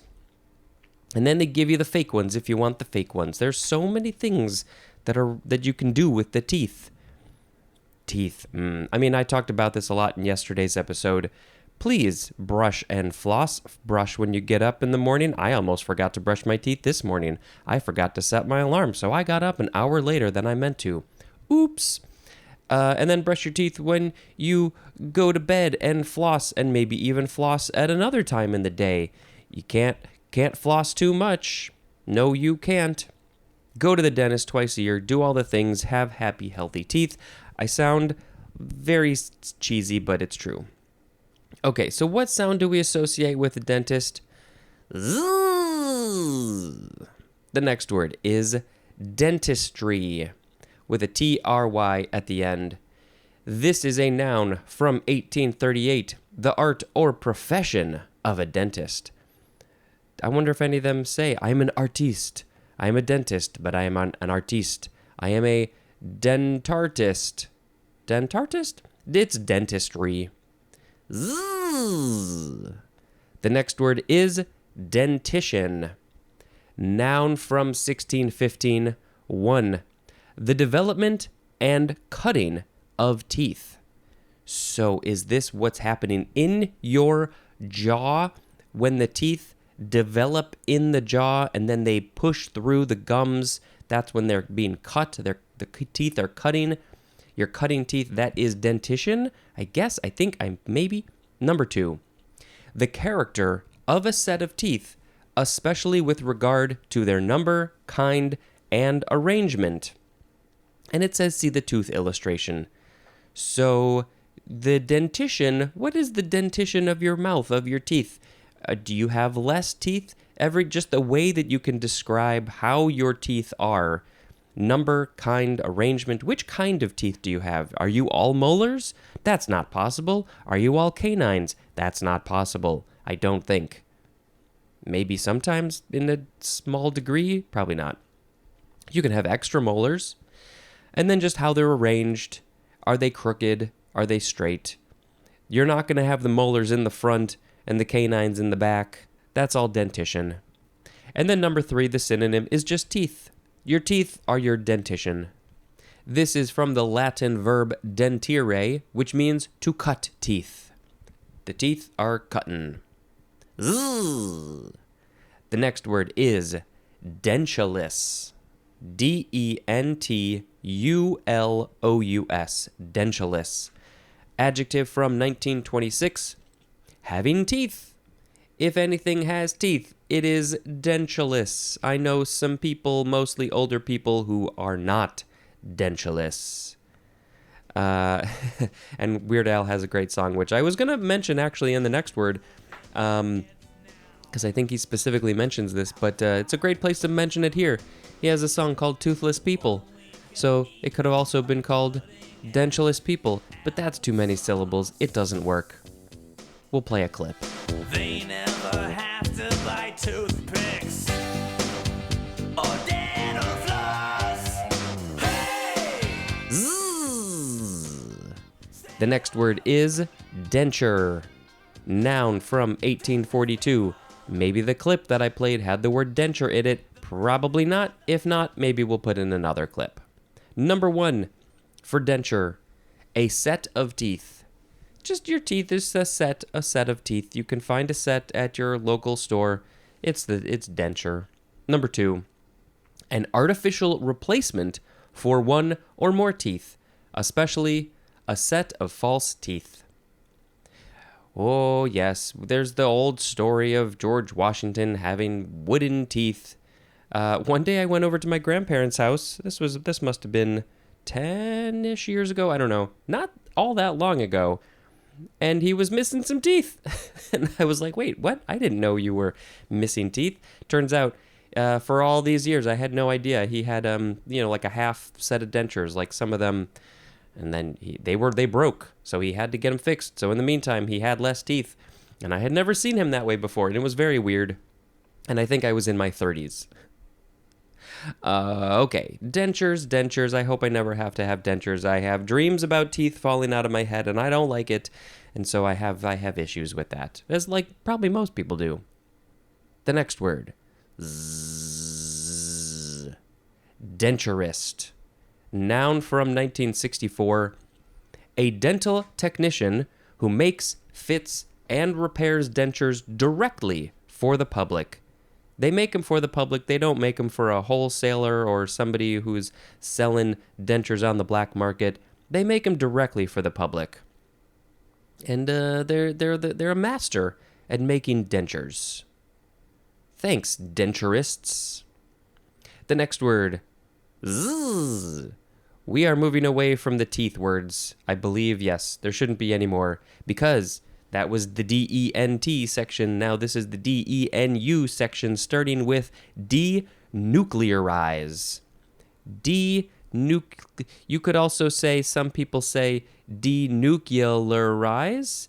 Yeah, it's the flipping of the letters, which I don't particularly care for.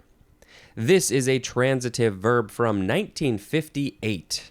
So, after World War II, for 15 years or so, we had the whole nuclear scare about we're going to blow you up and we're going to make bigger bombs. And then in 1958, they started to think, well, maybe we don't need to. But it's more of the idea. I think the idea of not being in the arms race, the nuclear arms race, I think it happened maybe later. Anyway, denuclearize is to remove nuclear arms from and prohibit the use of nuclear arms in. It's prohibiting the use of them, removing them from places. Let's all denuclearize, because it can be very, very dangerous, and we know the problems that come with that. Denuclearization is a noun. The next word is denude, or denude. Yeah, I got to get that Y sound in there. Denude. It is a transitive verb from the 15th century. 1. To deprive of something important. I was not aware of this one because I am not a well-read person. To deprive of something important. If you're taking away my important stuff, you are denuding me of those things. 2A. To strip of all covering or surface layers. If you're taking off your clothes, if you're taking off the top layers of a cake, you are denuding. See, this is a weird word to me because it seems like, well, let's just finish it first. 2B, to lay bare by erosion. So as erosion comes and takes all the things away and then the thing is left bare, it has been denuded. To see, to strip of forests. And the example of the strip, it's a strip of land. A strip of land of forests. Denudation is a noun.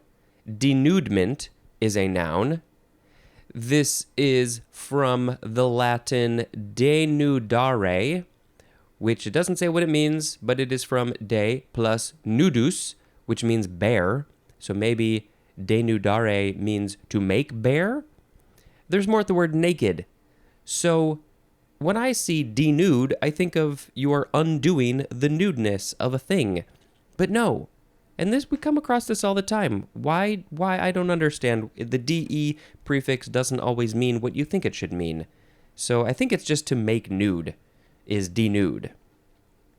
But it would be funny if it were denude, undo the nudeness. I'm putting on clothes. I am denuding. Zzz. The next word is denumerable. Denumerable. Adjective from 1902. The word number, numerable, numerator, that's all in there. The synonym for this is just countable. Denumerable and countable. Can it be counted? It's denumerable. Denumerability is a noun. How much denumerability does that have?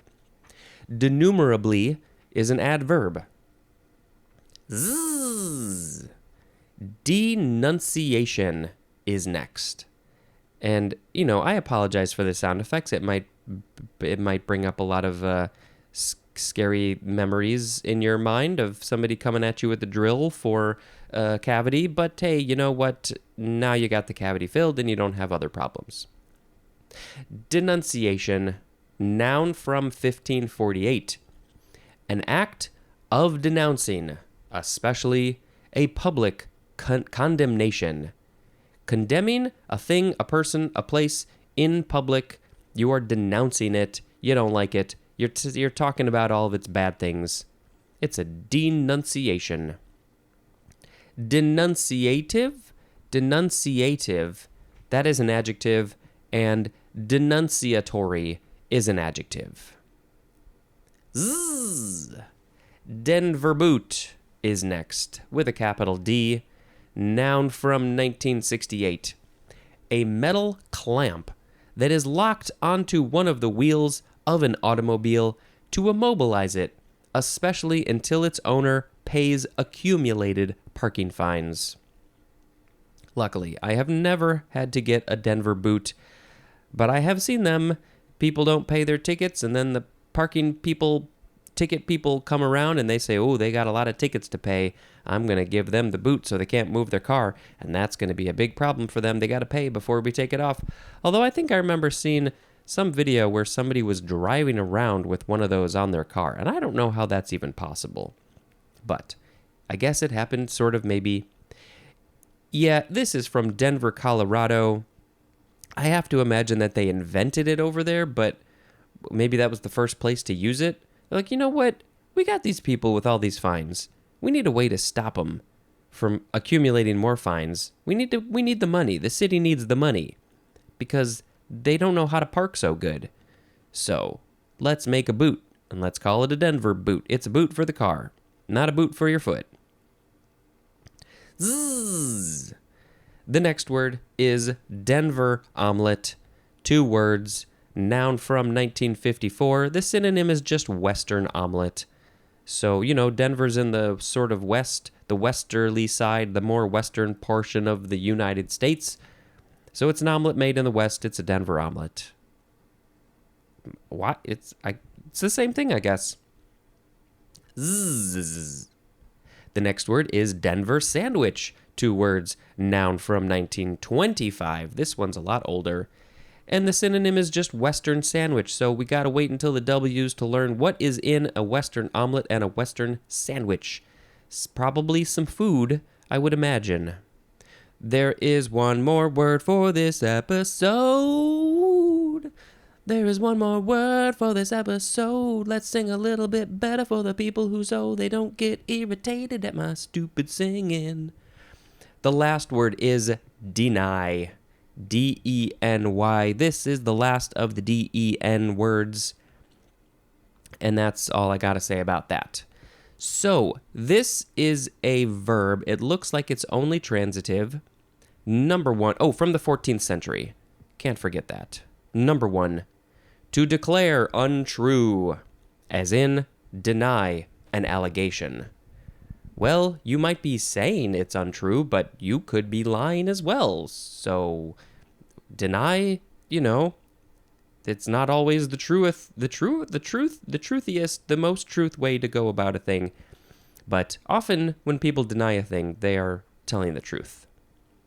Number two, to refuse to admit or acknowledge. And the synonym is disavow, as in deny responsibility. I had no responsibility in that act. I deny my involvement with it.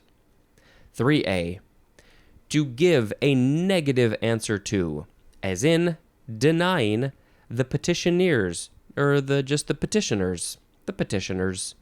Negative answer. So they are petitioning, they're asking you about things. Do you feel this way or that way? Yes or no? True or false? And that your negative answer is a deny. 3b, to refuse to grant, as in deny a request. I deny to grant the request that you requested. You shall not have this request. Why? I don't know, just I didn't feel like it. 3c, to restrain oneself from gratification of desires. That could go a whole lot of ways. You're denying the gratification. You have these desires, and you want to be gratified. You want the desires, and when you have the desires, you will be gratified. But if you do not allow yourself these desires, you are denying yourself of them. I mean, seems like kind of a specific definition, but I don't know. Number 4 is archaic. The synonym is decline. Something going down, declining is denying. Definitely archaic in my brain. Number 5, to refuse to accept the existence, truth, or validity of. I don't accept that thing exists, or that the truth of that or the validity of that. We see a whole big group of people in this country just denying what? Evolution? Climate change? Science? People's rights to just exist? I don't like that. Denyingly is an adverb. And hey, we got some synonyms. Oh, wait, we should probably read the etymology first. Deny from the Latin denegare, which is from de plus negare, which means to deny. And there's more at the word negate. It's all about the opposite. Negate, negative, positive. You get it. Okay, here is the synonym stuff. Deny, gainsay, contradict, and contravene mean to refuse to accept as true or valid. Deny implies a firm refusal to accept as true, to grant or concede, or to acknowledge the existence or claims of, as in, denied the charges. Gainsay, which is G-A-I-N-S-A-Y, gainsay, implies disputing the truth of what another has said. As in, no one can gainsay her claims. And this one is new to me. So, no one can gainsay her claims. She says a thing, but you can't gainsay it. You can't dispute the truth because she said it. How is this different from deny, though? I guess it's very specifically about somebody said a thing. The word say is in this word. Somebody said a thing, and you are disputing the truth of that thing. This is a good word to know, I think. I feel, probably, gainsay. Somebody's going to say it, and then I'm going to say, I know that word because of the podcast I have. What's your podcast? Oh, it's called The Dictionary. You should go check it out. You might learn some words. No, I know all the words. Okay, don't listen to it. Contradict implies an open or flat denial, as in, Her account contradicts his. It's just denying what he said, she said, he said, she said, all different. They contradict each other. They are opposites.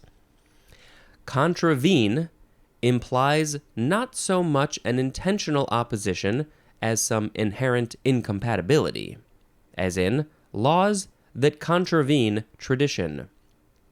So what do?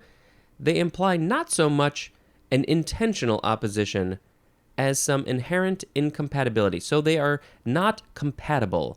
They're not directly opposing. They're just not really compatible with each other. So laws that contravene tradition would say that tradition says we do this at this time of year, or we do this is the thing that we do all the time.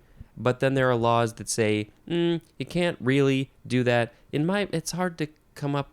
It seems like that those would be opposed, but it depends on the laws and the tradition. Can't think of a great example, but I think you totally understand it.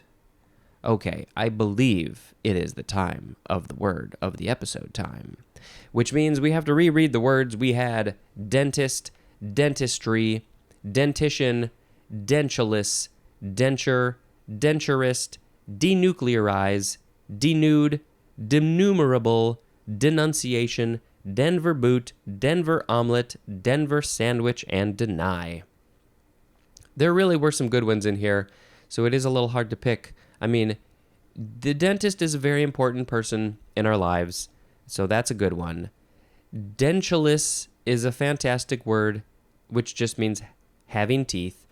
By the way, this is a back formation of edentulous or edentulous. It used to have an E at the beginning, but they took off the E. What are other good ones in this episode? Oh, denuclearize. That's pretty good, especially when you're talking about arms, which are like weapons, rockets, bombs, those kinds of things. I don't think that we should be using nuclearization in our weapons. Let's see, any other good ones? I mean, deny, it's an important word. Maybe not my favorite, but okay. I mean, I guess I kind of feel like, I think I kind of have to feel like I have to pick denuclearize as the word of the episode. This is very specifically about weapons. It says it twice in the definition. Nuclear power, as long as it's, done well and safe, it's very clean. But, we've seen problems with that, so that's a whole big ball of wax. But, I don't think the nuclear technology should necessarily be used in weapons. I don't want to be blowing people up. Let's fix our problems with words. That's what I think. Denuclearize all of our weapons. That's the song about denuclearizing the weapons. That is going to be the end of this episode. Thank you very much for listening. And until next time, this is Spencer dispensing information. Goodbye. Hello, word nerds. Welcome to the dictionary. I just had some water and then I dropped a little bit of water onto the page. Hope it doesn't mess anything up. Hello, little drop of water. The first word in this episode is Diokendorus. Diokendorus. I think that is how you say it. And I can't really tell if there is an accent on the O. Oh, I should spell it. You stupid head. Deoch is the first word. Second word is an. And the third word is doris. Diokendorus. Diokendorus. So I can't tell if there is a little accent on the O in diok, but I will do some research and see. The reason is because I put a pen mark on at the beginning of the word to show where the last episode ended and this episode started. So the pen mark may have gone over the accent if there is an accent. What is this word? Let's quit chatting about that part and let's talk about the word. It is Scottish and Irish. It's the variation of Diokendorus, which, I wonder if we're going to see this. It is spelled Dochndorus. hyphen A-N hyphen D-O-R-R-I-S. So the differences are that there are hyphens in the synonym and there is no E in diok, and there are two R's in the synonym instead of one R here. So maybe we'll get to that one when we are in the DO section and we can learn all about that. Just a wee doch and Doris, a wee drop that's all. Just a wee doch and Doris, before we gang awa. There's a wee wife waiting and a wee button vein. If you can see it's a brobrech moonlight nicht, will you recht? You can. Okay. The sound effect shall be ja ja ja ja. The next word, hey, I'm just as surprised about most of these sound effects as you are. I gotta put the book in a new position. Okay, the next word is deodar. Deodar. D-E-O-D-A-R. Also, deodara, that's another way to say it. This is a noun from 1842, an East Indian cedar. So that's the tree. That's the whole definition. This scientific name is Cedrus deodara. This is a Hindi and Urdu word, which is either devadar or deodar, which is from the Sanskrit devadaru, which literally means timber of the gods. That's not putting any pressure on the wood. This is from deva, which means god, plus daru, which means wood. So it was deva daru, and then it became deodar or deodara. There's more at the word deity and tree because of deva and daru. So it's the god, the wood god, the god of the wood for the gods, the wood that is so great that this is the god's favorite wood. Deodar or deodara. The next word, the next word is it's a good one, deodorant. This is a noun from 1869, a preparation that destroys or masks unpleasant odors. And deodorant is also an adjective. This is a thing that lots of people need and some people don't use, and sometimes they use it and sometimes they don't, and probably I should use it more, but I think I've also heard that you shouldn't use it all the time. I don't know what the science is behind that. When I was younger, for some reason, I had a hard time saying this word. I was pretty young. And I'm not talking about just like 5 years ago. I would say deodorant for some reason. So that's what I think of every time I think of the word deodorant, which is often. And I always have to think in my head, deodorant.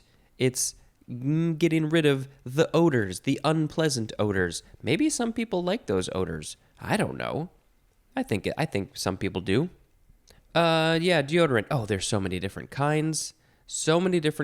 There's drops and sprays and things that you just sort of rub on your pit area, and sometimes they got white stuff and sometimes it's clear, and you might have an allergy to something, and there's a lot. You got to experiment. Find the one that works for you. The next word. Deodorize. This is a transitive verb from 1856. 1. To eliminate or prevent the offensive odor of. Let's see. Febreze, maybe that deodorizes. Putting on maybe some cologne or perfume or Axe body spray. It's going to deodorize the unpleasantness. Number 2. To make more acceptable. What are you making more acceptable? Oh, it could be something unpleasant or reprehensible. So not literally something with an odor, because we have an example.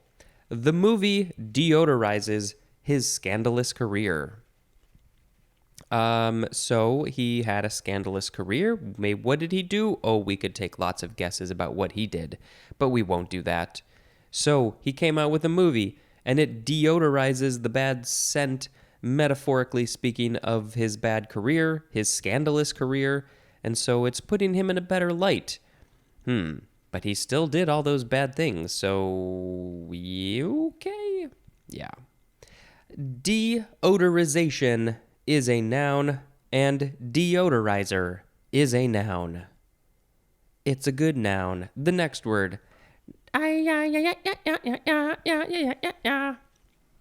These are just sounds, don't think too hard. Deontic is the next word.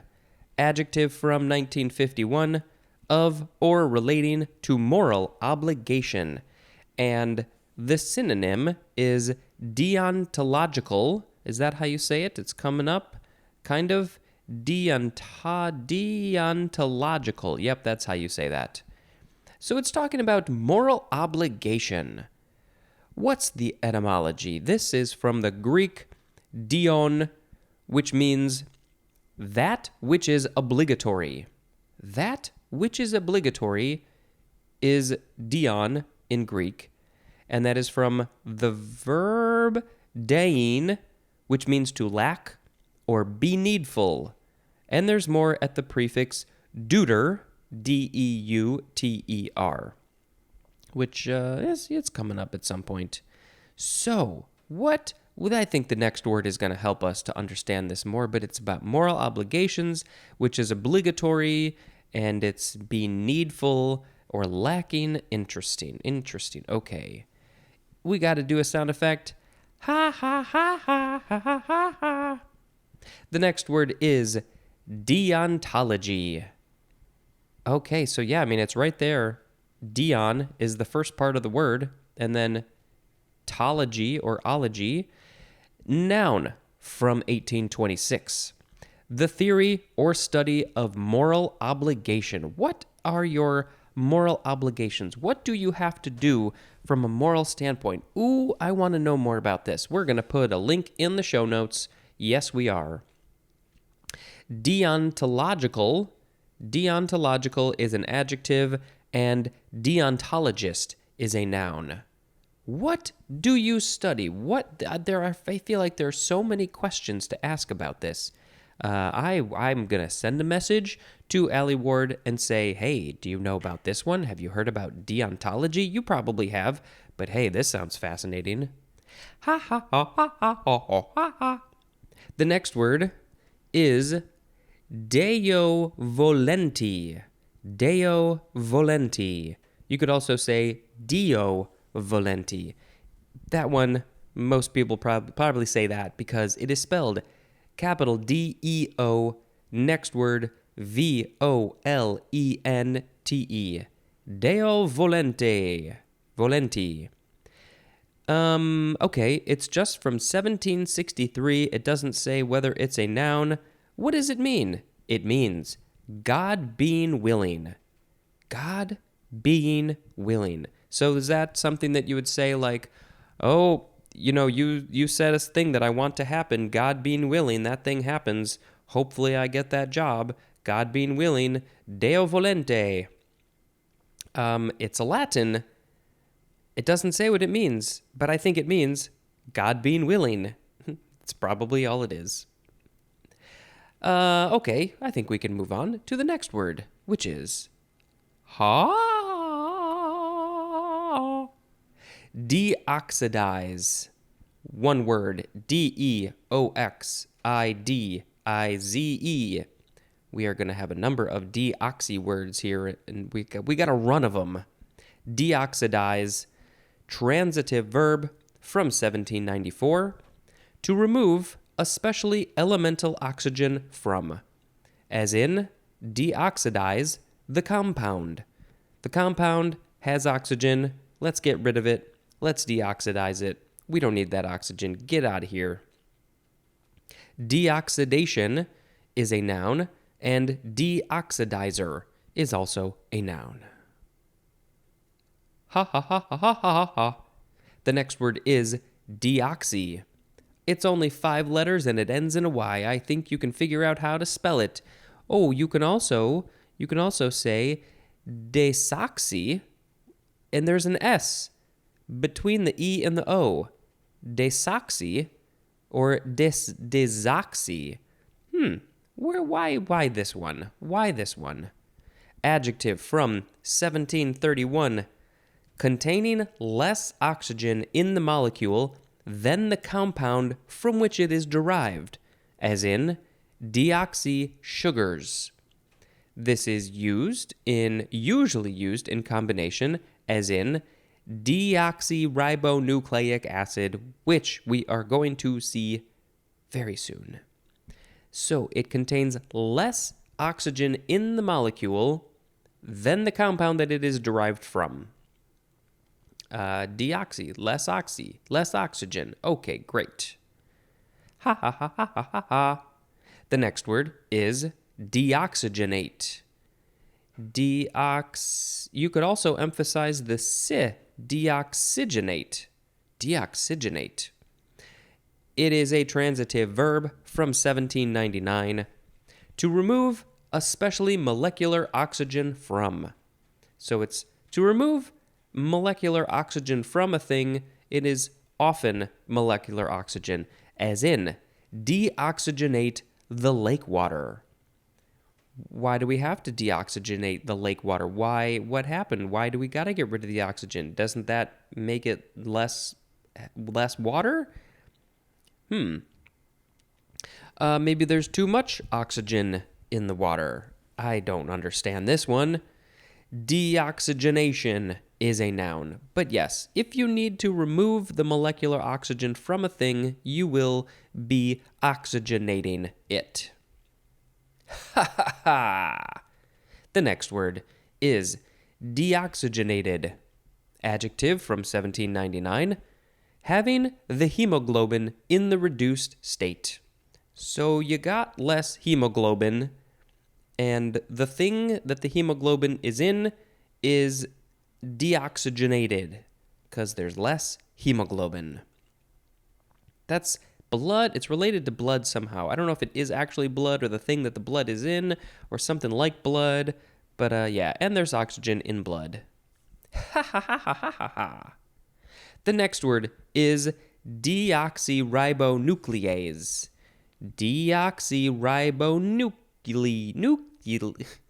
I'm trying too hard.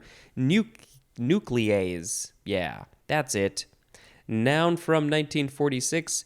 The synonym is denase. D-N-A-S-E. I assume you have to pronounce it denase, but yeah. I think that's just the shorter way to say deoxyribonuclease. And apologies if I sound weird. I have been having this. I must have had some sort of cold. That must have been it, because I still have like phlegm and lung and throat stuff going on. So I sound weird, and I'm cutting out all of the hacks and coughs and sniffs and stuff like that. Next word. Deoxyribonucleic acid. 2 words. Acid is the second word. Noun from 1938. The synonym is just DNA.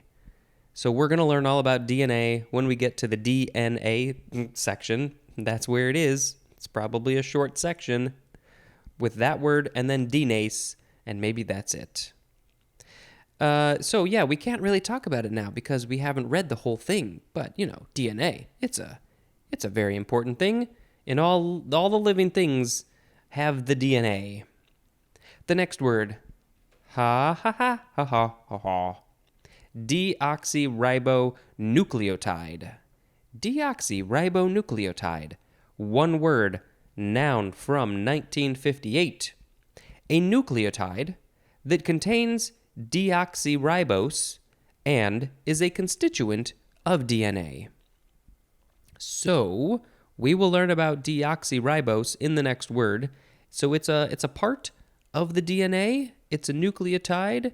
We will learn about nucleotide many years from now. Deoxyribonucleotide. Next word. It is deoxyribose. Deoxyribose or ribose. Noun from 1938. A pentose sugar, C5H10O4, that is a structural element of DNA. It's a part of DNA that keeps its structure. It helps give it structure. And it is pentose, which makes me think of 5. Pent is 5. And there are 5 carbons in the chemical makeup, C5H10O4. So that must be why it is a pentose. And that's all I can tell you. Ha ha ha ha ha ha ha ha. The next word is DEP, D-E-P, abbreviation for 1, depart or departure, 2, department, 3, deponent. Deponent, is that how you say that? Deponent? Deponent? I'm looking up ahead. Deponent, yes, that's the word. Number 4, deposed, 5, deposit, 6, depot, and 7, deputy. All words that you will hear me talk about in the next week or two. Yep.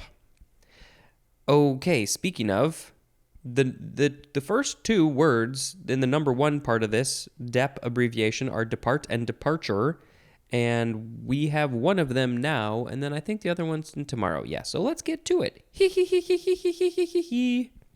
Depart or depart. Emphasize the second syllable.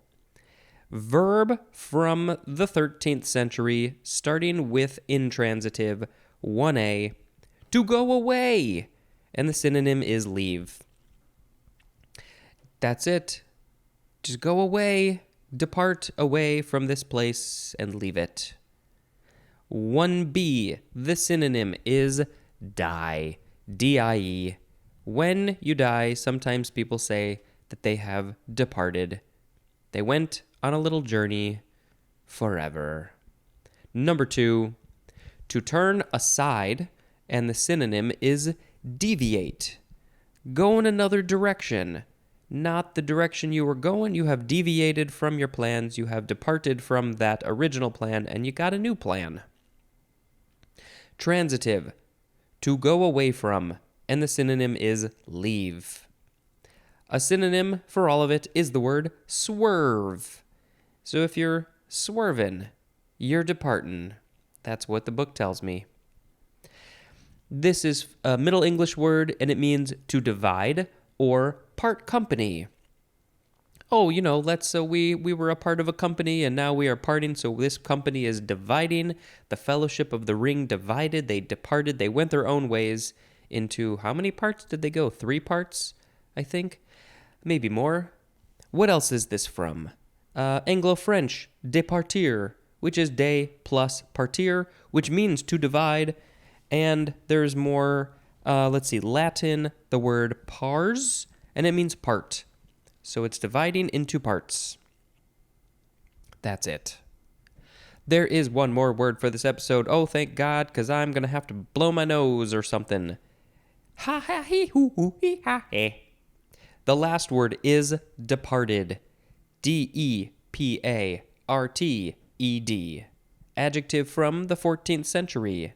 It's not defarted, it's departed. Number 1, the synonym is bygone, as in departed days. Those days are bygone, they've departed us. They were the good old days, we miss them oh so much. When will they come back? They will never come back. You have to create new departed days. Later, we'll look at these days and say that they are the departed days. Maybe just be in the moment. Number 2, having died, especially recently, as in mourning our departed friend. A synonym is the word dead, just dead. They have departed. Their soul or whatever the thing is has left their physical body. What happens during that time? What is going on? Audrey, what do you think happens when a living thing dies? Is there a soul? Is there energy? Is there life? What is it? Whatever it is, it has departed the physical structure. All right, we got to pick a word of the episode. What did we have? I don't remember. Let's read them. We had Diokendorus, deodar, deodorant, deodorize, deontic, deontology, deovolente, deoxidize, deoxy, deoxygenate, deoxygenated, deoxyribonuclease, deoxyribonucleic acid, deoxyribonucleotide, deoxyribose, depart, and departed. Ooh, well, we had some great ones. Did like the god tree, the tree god. Deodorant is a very good thing to keep around. Ooh, that is a hard choice. But, I'm very intrigued by deontology, the theory or study of moral obligation. Whew. Yeah, I do find that fascinating. You gotta be moral. You're obligated to be moral. How do you study this? What's going on? What are the moral obligations? They're probably different culturally. Yeah, I think maybe deontology has got to be the word of the episode. But, deodorant is a real close runner-up. Deontology, what's your moral obligation? Deontology. Let's go study the moral obligation. That is going to be the end of this episode. Thank you very much for listening. I really do appreciate it. Go check the show notes for contact ways and other things going on. And just be a good person. Have some moral obligation. Be deontic? Is that the right way to say it? Maybe. This has been Spencer dispensing information. Goodbye. Hello, word nerds. Welcome to the dictionary. Oh, you are so good for listening to this show. You are the best people ever, all over the place. And you know why you're the best people? Because you get to listen to all of the things that I'm about to say for the next 20-ish minutes. The first word in this episode is departee, or maybe it's departee, departee, D-E-P-A-R-T-E-E. Noun from 1943, a person who is departing or who has departed. That could be so many things. They could be literally leaving a place, or they could be dying. So they are the departee, departee, all those ways are fine. There's a sound effect coming. It's showing when that word ends and the next word is starting, and that sound effect is going to be... The next word is department. Noun from 1735.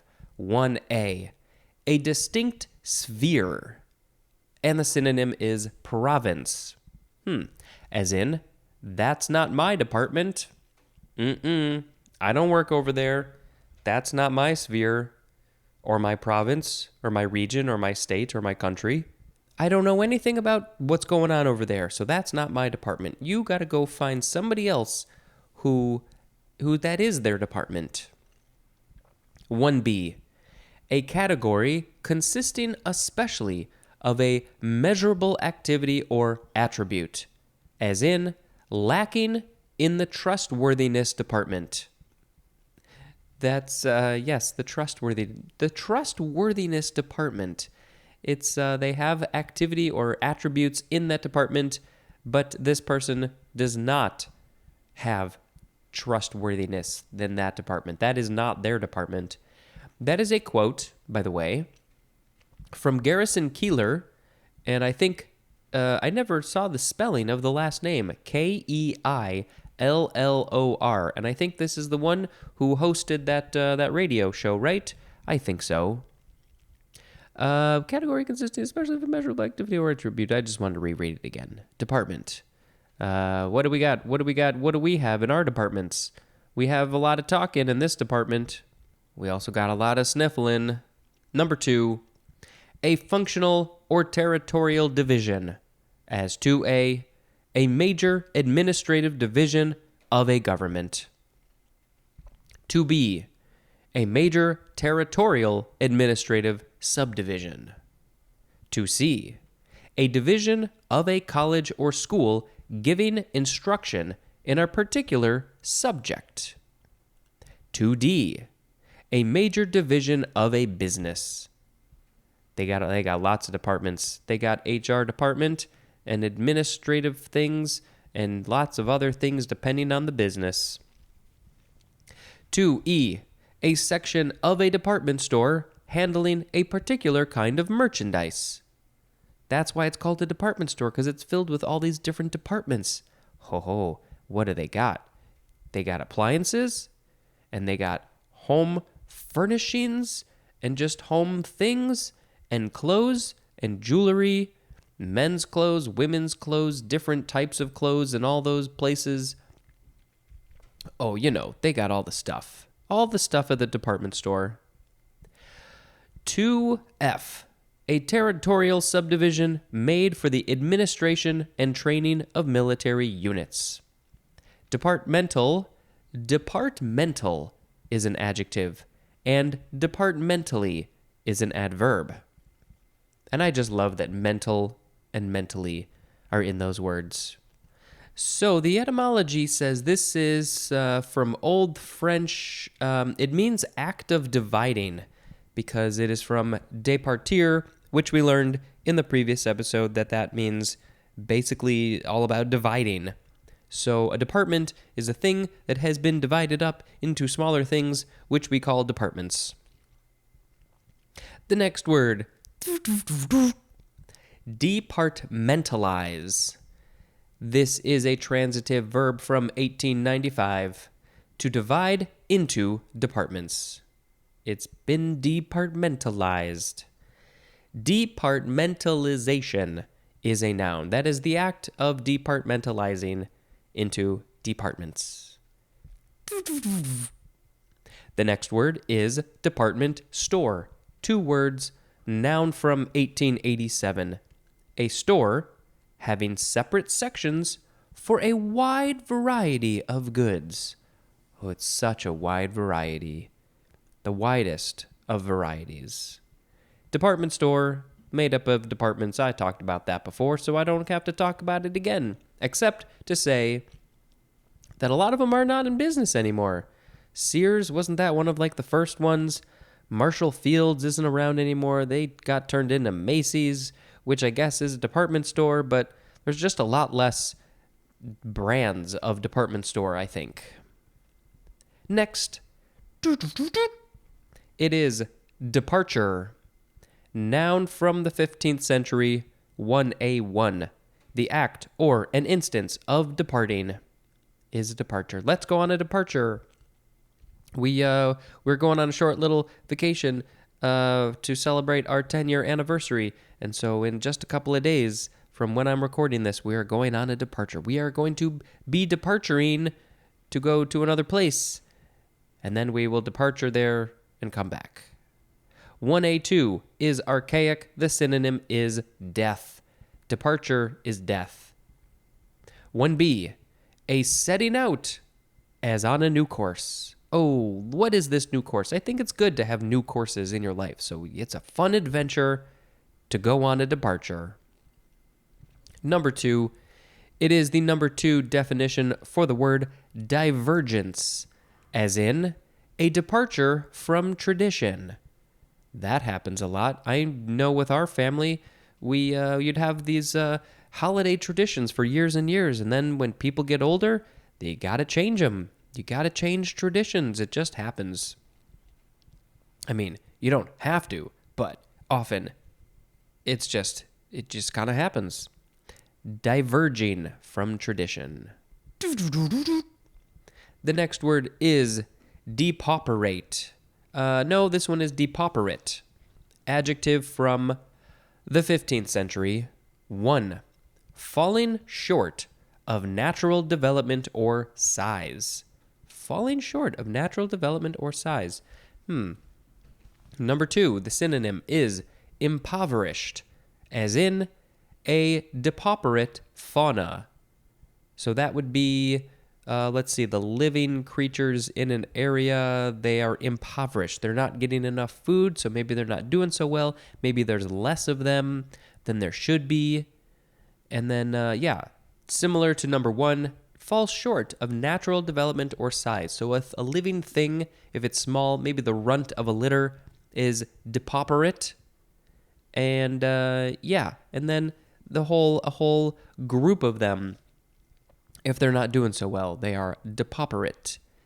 This is from the Middle Latin verb depauperare, which means to impoverish, from the Latin de plus pauperare,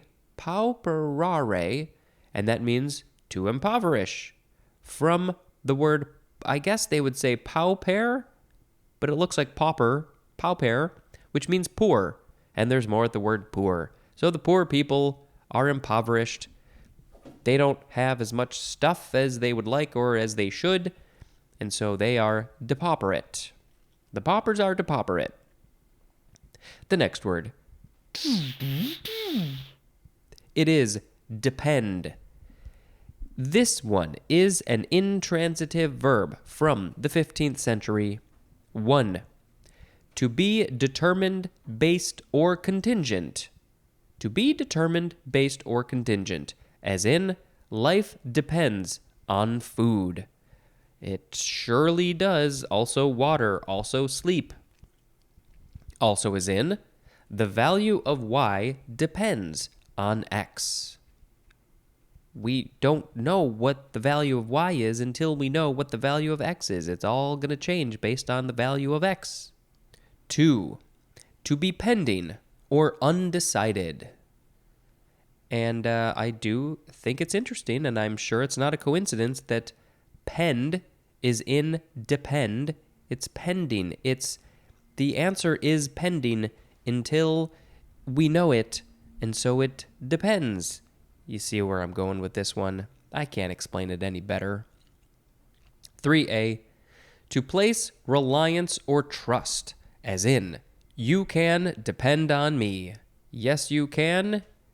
For a while at least, until something happens, you can depend on me making this podcast because I am truly, truly dedicated to get through this whole thing. So, you can depend on me. And if I can't, then I'll tell you. You can also depend on me to just be a nice, good person because that's what everybody should be. 3b. To be dependent, especially for financial support.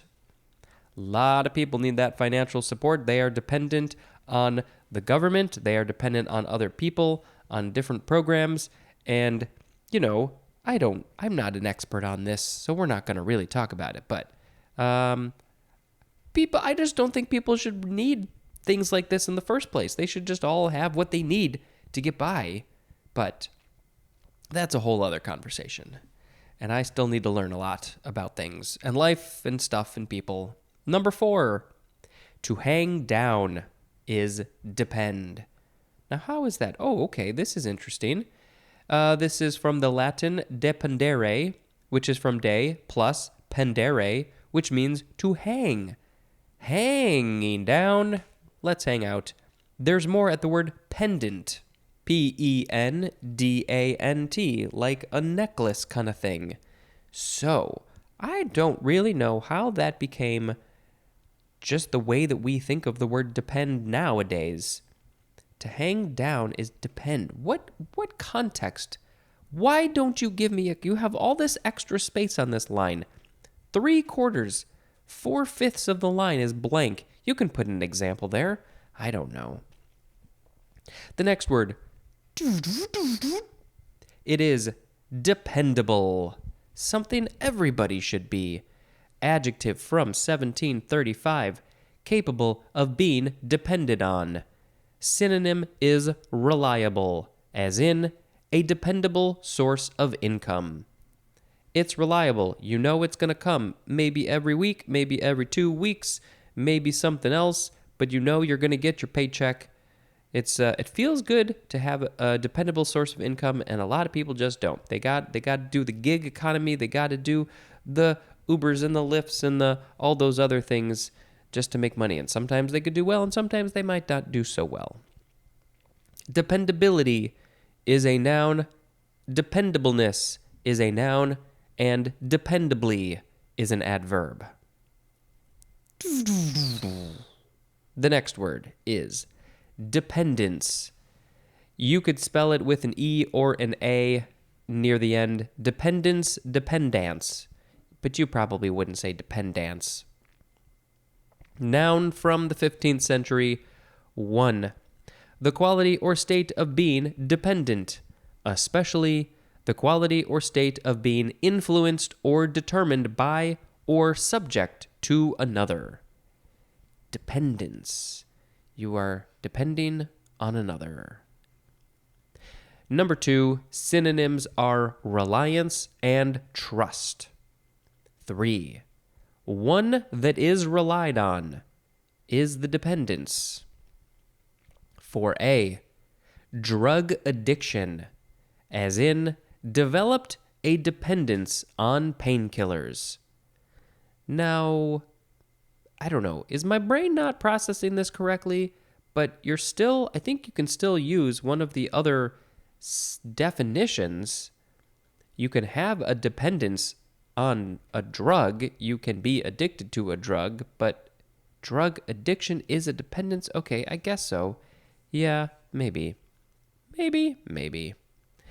4b is the number 2 definition for the word habituation, which is, similar in that world of drug addiction because they're both under number 4. Moving on to the next word. Dependency is next. Noun from 1594. Number 1 is the number 1 definition for the word dependence, which is the quality or state of being dependent, especially the quality or state of being influenced or determined by or subject to another. 2. For dependency. Something that is dependent on something else, especially a territorial unit under the jurisdiction of a nation, but not formally annexed by it. Dependency. Number 3, a building as a stable that is an adjunct to a main dwelling. So why do they call that a dependency?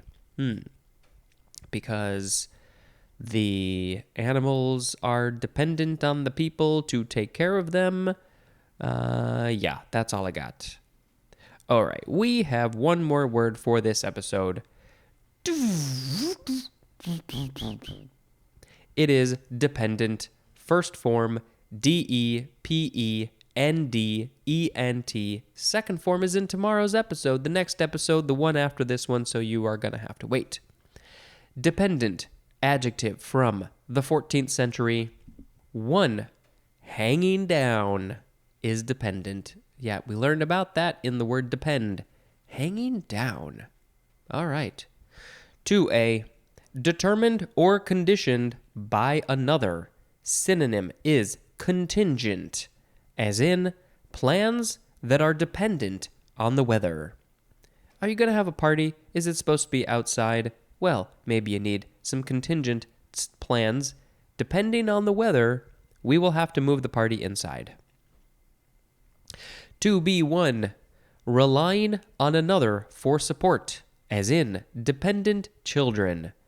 And when you do the taxes, they say, do you have any dependents? Are there people who are dependent on you, who need your support, who can't take care of themselves because they're not big enough or old enough or smart enough or skilled enough or whatever?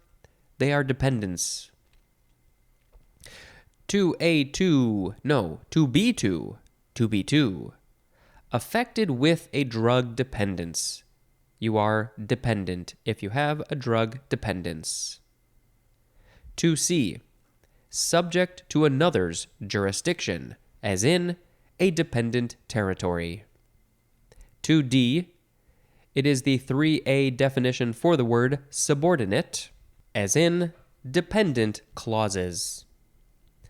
3a, not mathematically or statistically independent, as in a dependent set of vectors. Also as in dependent events. Statistics, math, all those things, they got vectors and events.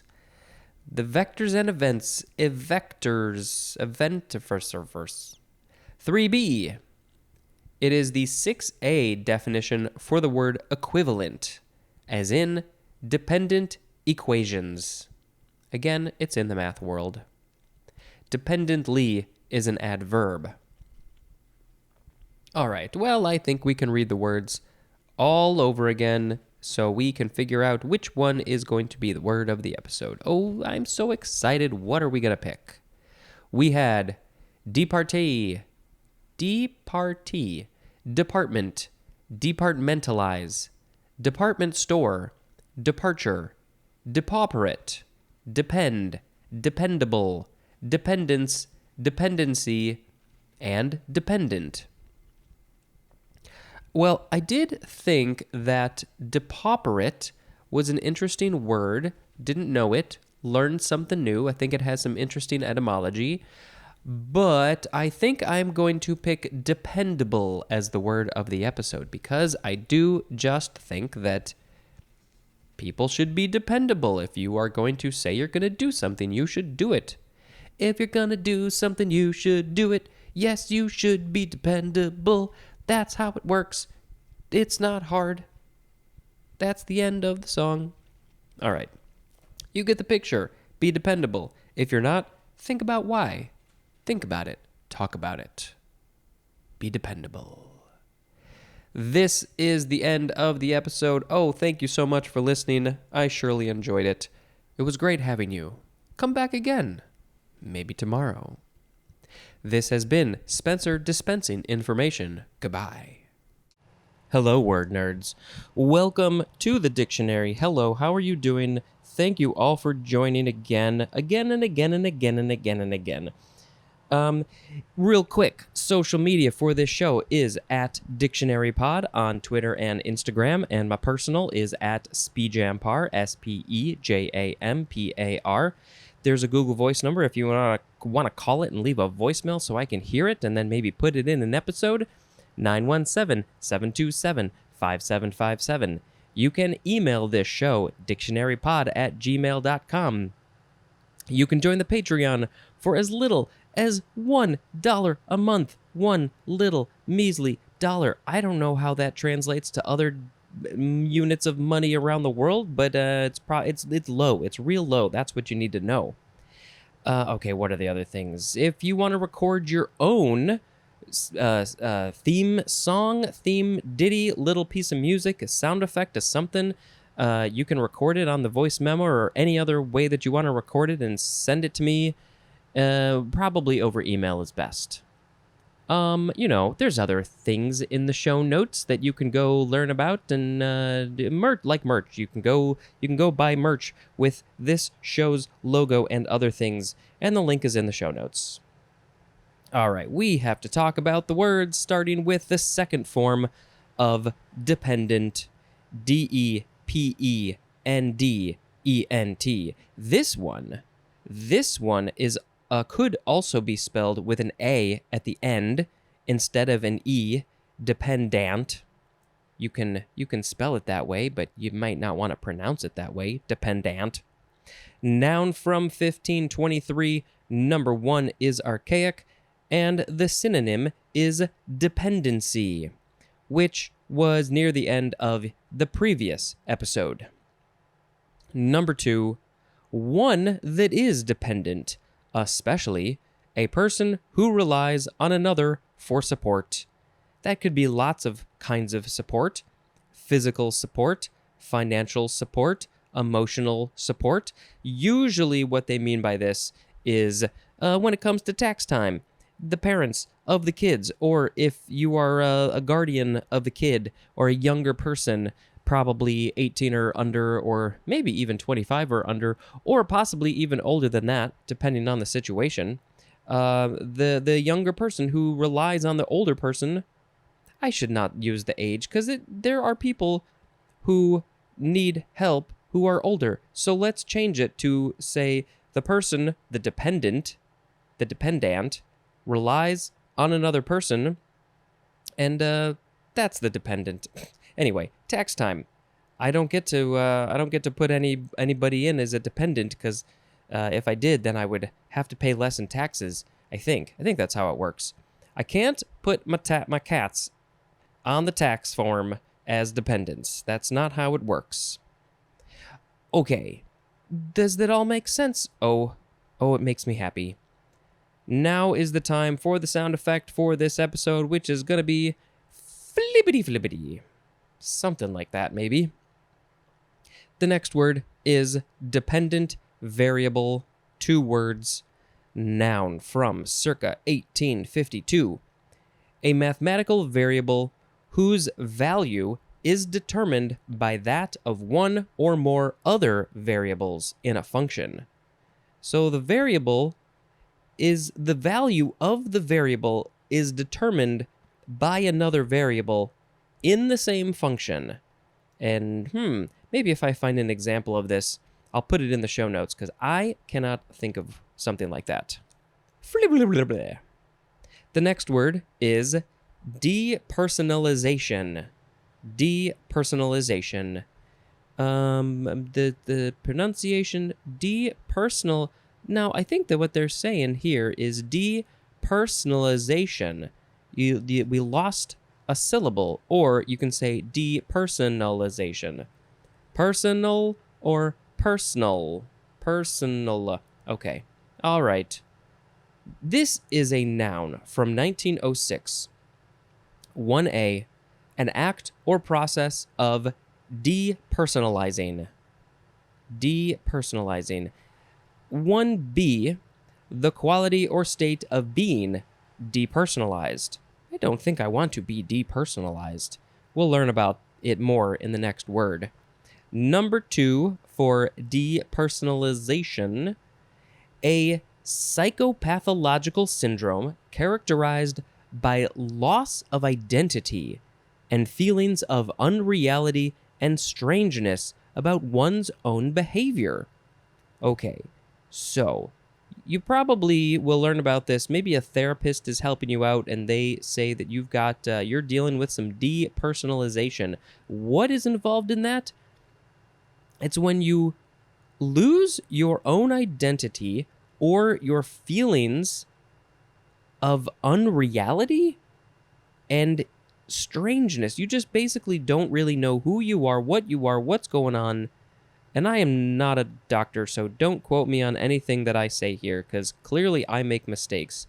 Speaking of, I did mean to say that I listen back to these, and I hear often I make mistakes like, instead of saying the word, I'll say the word episode, or, variations on that. So, apologies for all of those mistakes, but, I'm only human, and just whatever comes out, comes out. It's not like I'm going to re-record one sentence just because of something like that. Okay, so depersonalization, you don't know your behavior. It's just you've got this, there's a barrier between who you are, what you are, your personality, and your consciousness. Are those two things separate? Are those two the two things that are battling it out? This is a very, very interesting idea. Okay, the next word is related. It is depersonalize. Transitive verb from 1866. 1. To deprive of the sense of personal identity, as in schools that depersonalize students. An example of that would be maybe a Catholic school or any other school that requires them to wear a uniform. You don't get to project your personal identity with clothes or maybe hair color or jewelry or other things like that. So you are being depersonalized when you got to wear a uniform or other, variations on that. 2. To make impersonal, as in depersonalizing medical care. And I think medical care is probably one of the last things that should be depersonalized.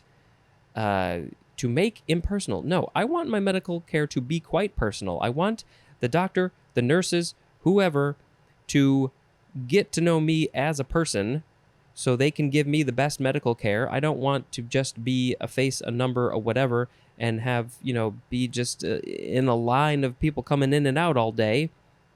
And they're like, oh, you got this, take this, bye. Oh, you got this, take this, bye. No, you gotta spend more time with people. Make it personal, like in the olden days, when the doctor would come with their little black bag and that shiny thing on their forehead.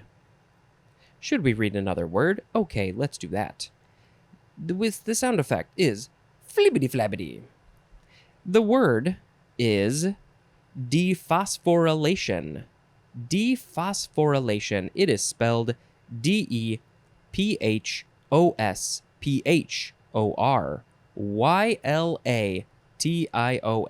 Dephosphorylation, noun from 1931.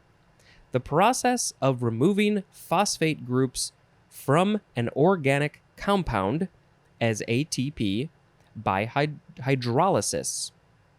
And then also the resulting state is also, I guess, called dephosphorylation. Phosphorylation. Dephosphorylate is a transitive verb. The process of removing phosphate, I don't know anything about this. I'm not helpful. Flippity flippity floob. The next word is depict. First syllable can be de or de. Depict. Transitive verb from the 15th century. Number 1. To represent by or as if by a picture. To represent by or as if by a picture. As in, a mural depicting a famous battle. Parks and Rec had many murals depicting various very odd situations. Depict. Number 2. It is the number 1 definition for the word describe. We haven't gotten there yet. We're not in the DES section. We're in the DEP section. Describe. But you can describe a thing. You are depicting it. You are telling somebody what it looks like. Maybe you're painting a picture in their brain. Depictor is a noun, and depiction is also a noun. I'm looking at the etymology from the previous words in this episode, and I don't think we really had anything. No, but this one has, what does it say? From the Latin depictus, which is from the verb depingere, which is from de, plus pingere. Yes, it starts with ping. Pingere means to paint, and there's more at the word paint. So you are literally painting a picture, or maybe metaphorically painting a picture when you depict something. When I maybe give some of my extra examples, or, just the examples in the book, they are depicting more information about the word. Next word. Flip, flip, flip, flip, flip. Depigmentation. Depigmentation. Noun from 1889. No, this isn't anything about hogs. It is loss of normal pigmentation. And pigmentation is it's the stuff on your skin. Your skin has a pigment. It might be light, it might be dark, it might be in between, whatever it is. When you lose it, oh, what is the name? Michael Jackson had it starts with a V, vitiligo. So I guess, I don't know how that works exactly. Is it a sort of a degradatory process when you have vitiligo where you gradually lose your pigmentation? Or is it kind of like it happens all at once and then it's done? I don't know. It's something to think about, though. Next word. Flare, flare, flare, flare. Depilation is the next word. Depilation. Noun from 1547. The removal of hair, wool, or bristles by chemical or mechanical methods. And depilate is a transitive verb.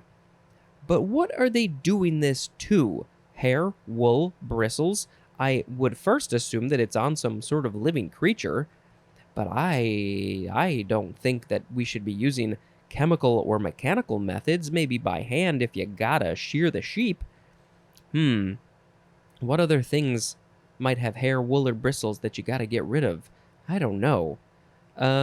This is from the Latin verb depilare, which is from de plus pilus, which means hair, and there's more of the word pile.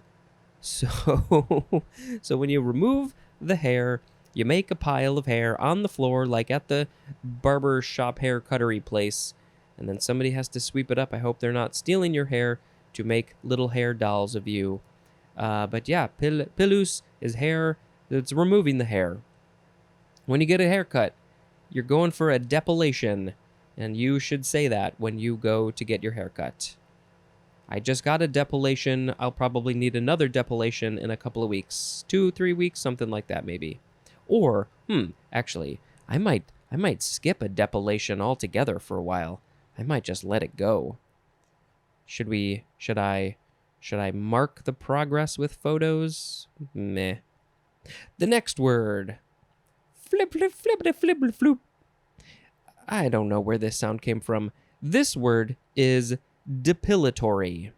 Depilatory. There's only one L. Noun from 1606. An agent for removing hair, wool, or bristles. And depilatory is also an adjective. You put on the depilatory when you're doing a depilation, and you are depilating. Again, maybe, I don't know where you're using this. I guess, yes, you can use chemicals on people and other living things, but it might not feel so great. The next word, flip, flip, flip, flip, flip, flip, flip, flip, flip. Deplane, intransitive verb from 1923, to disembark.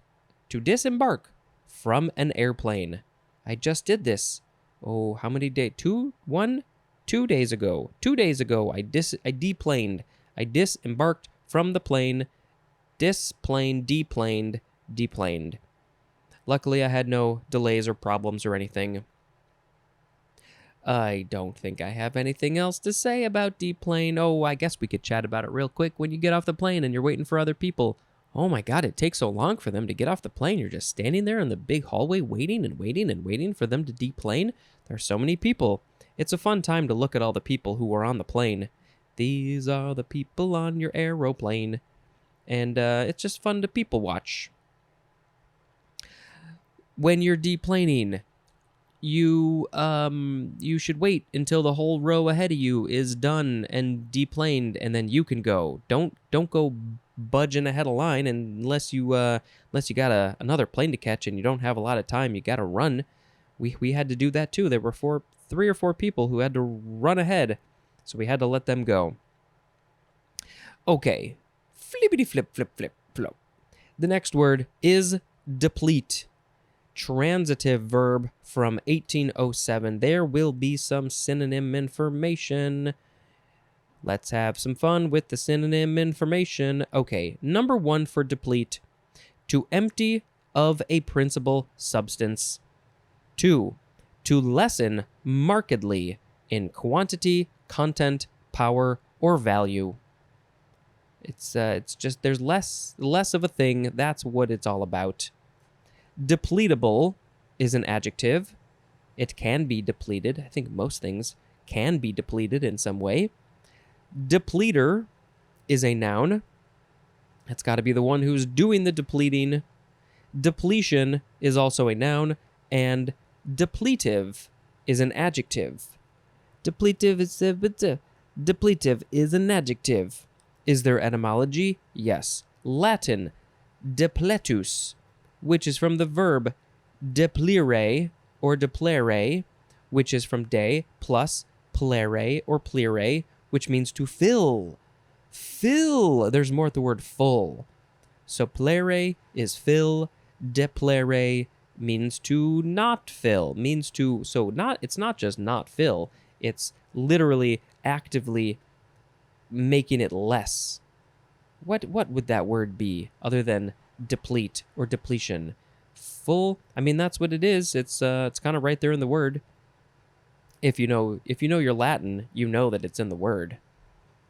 Synonyms. Synonyms. Synonyms, synonyms, synonyms. Deplete, drain, exhaust, impoverish, and bankrupt mean to deprive of something essential to existence or potency. Deplete implies a reduction in number or quantity so as to endanger the ability to function, as in depleting our natural resources. Yes, we are. Hey, dictionary, thanks for that. Thanks for reminding us about that. We are depleting our natural resources, our oil and water and all that stuff. It's not oil, it's a anyway. Yeah, especially water. That's a bad one. Let's use these renewable resources like the sun and the wind and the water as it moves down a thing. Okay, drain implies a gradual withdrawal and ultimate deprivation of what is necessary to an existence, as in, personal tragedy had drained him of all spirit. You need your spirit, otherwise you can't exist without it. Gradually, it's draining away. Exhaust stresses a complete emptying, as in, her lecture exhausted the subject. She was done. She talked about it so much, it was completely emptied. I also think of a gas tank in your car. Well, all of these work. Depleting your gas tank, draining the gas tank, exhausting the gas tank. We all have a metaphorical exhaust tank in our body of how much energy you have. Impoverish suggests a deprivation of something essential to richness or productiveness, as in impoverished soil. So the soil is impoverished because the essential things, the richness of it, the things that make it productive, have been depleted, or it's been deprived of those things. So it is impoverished. The last one is bankrupt, and it suggests impoverishment to the point of imminent collapse, as in, war had bankrupted the nation of resources. And of course, usually we think about that with money, but resources and other things, you can be bankrupt. It's just gone. Oh, that was a lot of information. We have one more word for this episode. Flibbidi-bidi-bidi-bidi-flap. It is deplorable. DEPLORABLE. Adjective from 1612. 1. The synonym is lamentable, as in a deplorable death. Oh, we're very sad about it, because that's like lamentable. We are lamenting over the death. It's lamentable, deplorable. 2. Deserving censure or contempt, and the synonym is wretched, as in deplorable living conditions. Nobody should be living in deplorable living conditions. I don't want that for anybody. But yeah, deserving censure or contempt. Just like it deserves to be taken away. And people are living there? That's deplorable. People can do deplorable things that are wretched or lamentable. Deplorableness is a noun, and deplorably is an adverb.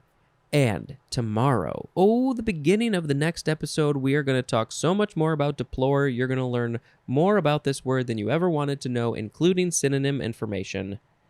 There's no etymology for deplorable. Please don't be deplorable. So that means it is time to reread the words quickly and then come up with a word of the episode, because that's what we do here. And you should come up with your own. You could tweet it out. I listened to this episode, and this was my word of the episode. At dictionarypod, go do that. Tag me. Maybe there's a hashtag you should use. Word of the episode, that could be a hashtag. You could also do WOTE, WOTE. That's word of the episode. in acronym form, do that. Okay, today we had dependent variable, depersonalization, depersonalize, dephosphorylation, depict, depigmentation, depilation, depilatory, deplane, deplete, and deplorable. Don't be deplorable. Don't deplete the natural resources. Let's see. I didn't care for those particularly. Just reading through to figure out which one I really liked. I think just because I've had to do it a lot, and I probably will have to do it a lot for personal or for work, mostly work, I'm going to pick deplane as the word of the episode. It's, it can be fun to take a plane trip sometimes, and then when you get to the end, you're like, oh, good, it was fine, but I'm ready for it to be done. Let's get off this plane. Let's get off this plane, we call it a deplane. Get off the plane, no more flying for you. That is the end of the episode. That was the end of page 334, basically, other than 3 little lines. And I hope you're all doing very well. And tune in to the next episode. It could be tomorrow. Tune in to that thing, and then you can hear me talk about some more stuff. This has been Spencer dispensing information. Goodbye. Hello, word nerds. Welcome to another episode of The Dictionary, the podcast that's coming at your face every single day until this letter is done. The letter D is going to come at you, unless I have a real big problem, which I hope doesn't happen. Every day. This 1/4 of a page is what I talk about, and sometimes there's guests. There might be a guest coming up fairly soon. Another podcaster reached out and said, can I be on your show? Maybe we'll do a guest swap. I don't know if I'm an expert enough to be on his show, so maybe he'll just be on mine, but that's fine with me. I don't remember the name of his show off the top of my head, but I will mention it soon. Yeah. Okay. The first word in this episode is deplore. Deplore. This is a transitive verb from 1559. 1A, to feel or express grief for. So if you are feeling grief, expressing grief, you are deploring, I guess. I don't think I've heard it used this way. 1B, to regret strongly. So that's kind of like grief, like you feel bad for a thing that you did. To regret strongly is deplore. 2, to consider unfortunate or undeserving of deprecation.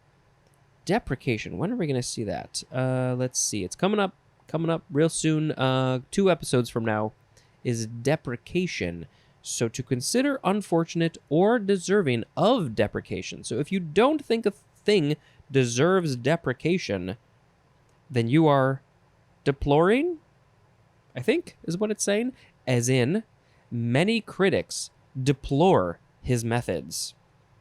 They don't like his methods, is what I am guessing. They think that they're silly methods, but he says, no, these are good methods. You should use my methods. Nope, we deplore your methods. Deplorer is a noun, and deploringly is an adverb. And there's synonym information. Deplore, lament, bewail, bemoan, mean to express grief or sorrow for something. Deplore implies regret for the loss or impairment of something of value, as in, deplores the breakdown in family values. The breakdown of family, it's very sad. You are regretting the loss of the family values. Lament implies a profound or demonstrative expression of sorrow, as in lamenting the loss of their only child. Oh, that's a very sad example. I just watched a movie yesterday. Not going to tell you which one because it would be a tiny bit of a spoiler. But yeah, parents were lamenting the loss of their only child. Bewail and bemoan imply sorrow, disappointment, or protest, finding outlet in words or cries. Bewail, commonly suggesting loudness, and bemoan, lugubriousness. Okay, let's backtrack just a little bit. So bewail and bemoan both imply sorrow, disappointment, or protest, finding outlet in words or cries. So it's sorrow, disappointment, or protest, and the way that they express those are through words and expressions out of the mouth, pretty much, in whatever way they can. But more specifically, bewail is often very loud, which makes sense. It's the word bewail. You're wailing, not like the fish, like the not that whale. Bewail. And bemoan is more about lugubriousness, and I just have to imagine that it's more about you're less loud than bewail, but you are still implying sorrow, disappointment, or protest in your words or cries. As in, fans bewailed the defeat. When their team lost, they all yelled real loud and got sad. Also as in, purists bemoaning the corruption of the language. So they're not maybe yelling out real loud about how language has been corrupted, but they are talking about how they are disappointed. Okay. We got to a sound effect. It's sound effect time, which denotes the beginning of the next word and the end of the previous word. And I should have said those the other way. So what are we going to do? Wah.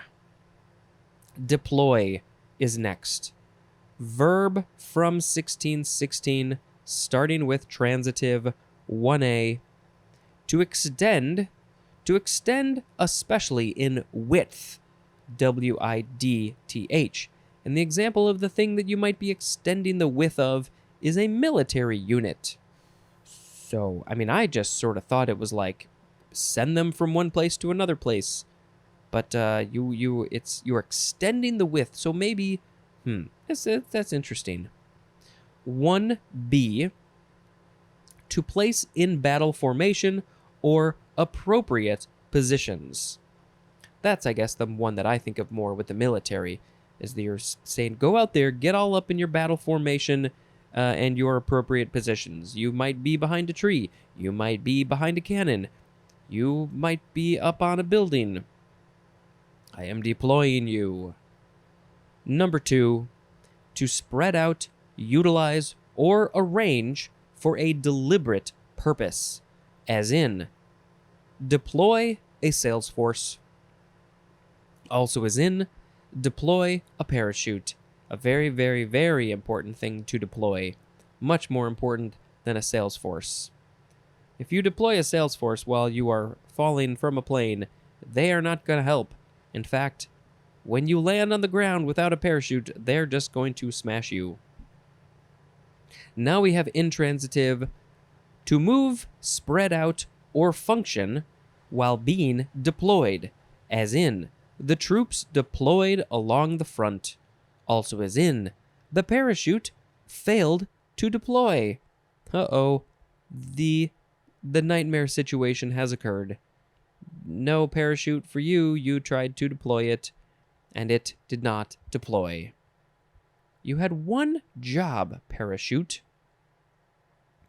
You are not deployable, which is an adjective, and deployment is a noun. So this is from the French word déployer, which literally means to unfold. So it makes the most sense for the parachute. But yeah, if you're sending out your military, they're just sort of unfolding into places.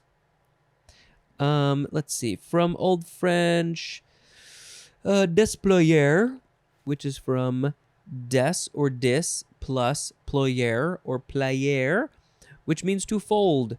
So it's the opposite of the folding. It's the unfolding. I think when you put on new sheets, you should deploy the sheets. That's what we should be saying. There's more at the word ply, P-L-Y. Like 3-ply toilet paper? Because it's been folded? It's not been really folded.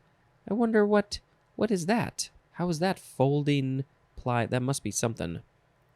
The next word. Depolarize. Transitive verb from 1818. 1.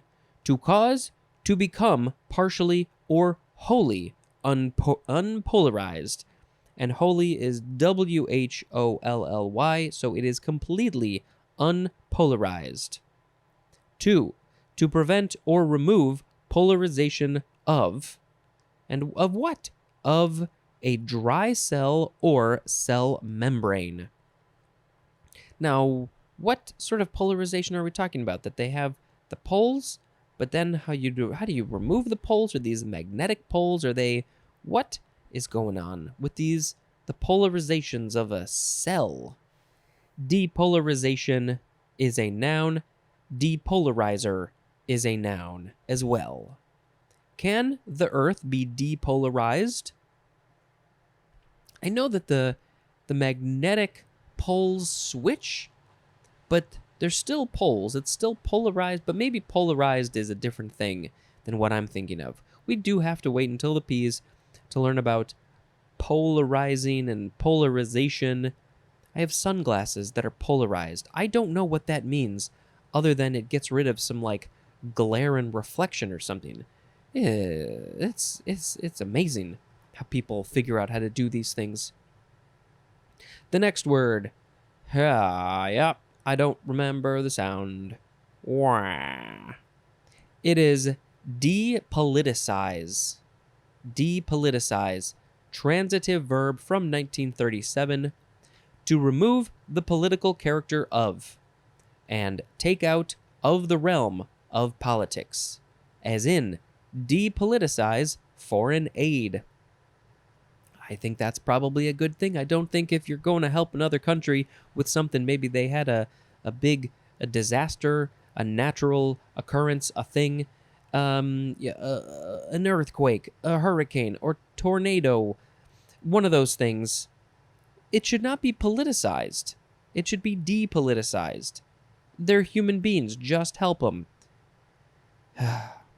But yeah, so the two variations of depoliticize, you are removing the political character of a thing. Maybe it has a political thing to it, and then you're taking out the political character.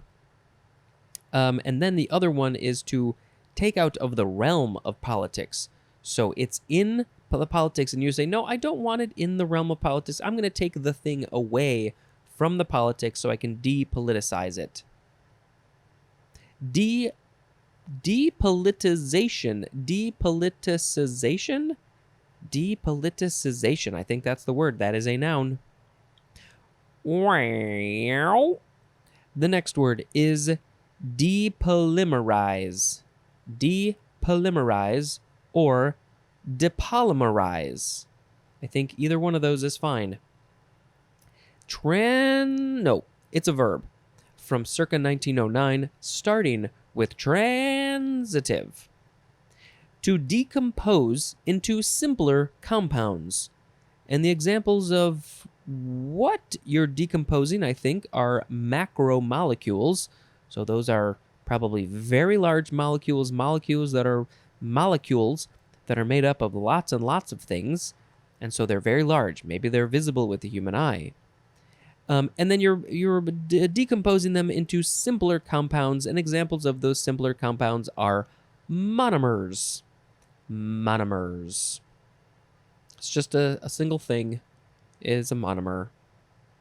Intransitive for depolymerize or depolymerize, to undergo decomposition into simpler compounds. That's all it is. It's breaking down. It's going to happen to us. Whether you get burned up or whether you get put into the ground or something, if you decompose in any way or get broken down, you are depolymerizing. You're going through depolymerization. That is a noun. I don't know if when you get burned up, I don't know if that counts because it's not technically decomposition, but you are being broken down into simpler compounds, so I think it still makes sense. Next word. Depone. D-E-P-O-N-E. Verb. From the 15th century. The synonym is just the word testify. Testify. This is from the Middle Latin deponere, which means to put down. And then from de plus ponere, which means to put. So if you put in the D, you put in it down. There's more at the word position. Depone. So what is this? I can think of testify. If you're testifying in front of a jury, if you're testifying what you believe in church or something. But depone? Depone. This is not giving me much information. So we gotta wait until we get to testify to see if there's something else. Wow, wow. The next word, maybe this will help. It is deponement. No, it is not. It is deponent. There's no M in there. It's not deponement, it's deponent. D-E-P-O-N-E-N-T. First form for deponent, adjective from the 15th century, occurring with passive or middle voice forms, but with active voice meaning, as in the deponent verbs in Latin and Greek. And I don't understand what that means. The etymology isn't helpful. I wonder if it's something about putting a thing down. The deponent verbs, okay, what sort of verbs are they? Well, they occur in passive or middle voice forms, but they also have active voice meaning. Oh, I just want to know more. I don't know what this means. Wow. This second form of deponent is a noun from 1530. 1.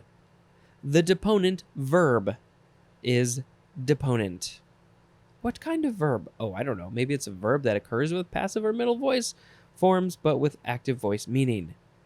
Number 2, one who gives evidence. So maybe that's in a trial.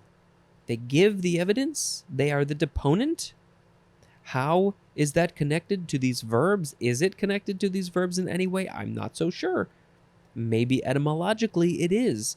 Maybe I need to find more examples of what deponent verbs are. Like literally, maybe this verb is a deponent verb. Does it have to be in Latin and Greek, or can it be in English? It can probably be in English. I have so many questions. The next word. Wow. Depopulate. Transitive verb from 1548. Number 1 is obsolete, and the synonym is ravage. When a town is being ravaged, it's probably being depopulated because they might be killing people. Number 2, to reduce greatly the population of. Could we not say to reduce the population of greatly? Is there a reason we have to word it this way? The population of to reduce greatly. Depopulation is a noun. How is that a noun? How do you use that in a sentence? This is from the Latin depopulatus, which is from the verb depopulari, which is de plus populari, which means to ravage. Wait, what? What?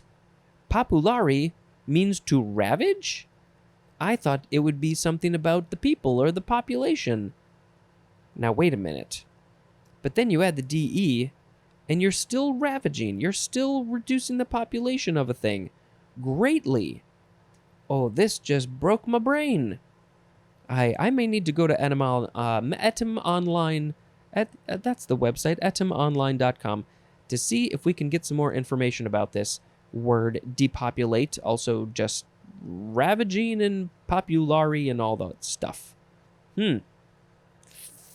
Fascinating. The next word.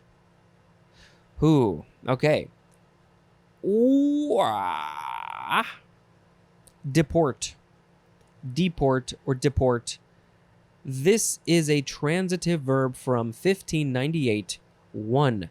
To behave or comport oneself, especially in accord with a code. To behave or comport, especially in accord with a code. What kind of code? That's deport. Okay, interesting. Maybe it's like, well, comport is in there, so that's a similar word to deport. We'll see a bit more in the etymology. Number 2, 2a, to carry away. Just carry it away. Carry on, my wayward son. Deport it. 2b, to send out of the country by legal deportation. Yeah, we know where this is going. Very recently, we had this. Oh, I don't remember all the little details, but from what I remember, there were some people who came up. I think they came up from the border of Mexico, maybe into Texas, but I don't know if they were from Mexico. They might have been from Venezuela or some other country. Anyway, the governor of Florida, is it DeSantis? He decided to deport these 50-plus people from a different state to Martha's Vineyard. They were told that they were going to go to a place to help find him a job, but no, they just were deported. I don't know if you can use deport here, but they were technically carried away in a plane or a couple of planes or something. But I believe the joke was on DeSantis because all the people in the community came and helped them. I don't know where that's sitting right now, but yeah. So when somebody comes into a country illegally and then they get found out, they can be deported. Yeah, this is a very, very big topic of discussion because, I just feel like if they came to this country for a reason. 99.9% of them probably are leaving a really, really terrible situation, and they're risking death or at the very least just not being able to survive financially. So they had to go somewhere else, and then they're going to send money back to their family more than likely. So maybe let's just help them get a job. That's not hard. Let's not deport them. Let's not make their life harder. A synonym, two of them. Synonyms are banish and behave. The etymology says this is from the Latin verb deportare, which means to carry away. That is de plus portare, which means to carry. So if you're carrying a thing, oh, look at me, I'm carrying a basket, and then somebody takes it from you and they carry it away, they have deported your basket. And you are basketless. There's more at the word fare, F-A-R-E. So back to the number 1 definition real quick. To behave or comport oneself, especially in accord with a code. So it's all about kind of how you carry yourself. That's what I'm taking away from that. Yeah. Okay, we have one more word for this episode. We don't have one more episode for this word or one more episode for this episode. We have one more word for this episode. Wow. It is deportable. D-E-P-O-R-T-A-B-L-E. Adjective from 1891. 1. Punishable by deportation, as in deportable offenses. Those things that maybe somebody did, those illegal things, they are deportable offenses because you can be deported if you do them and you get caught.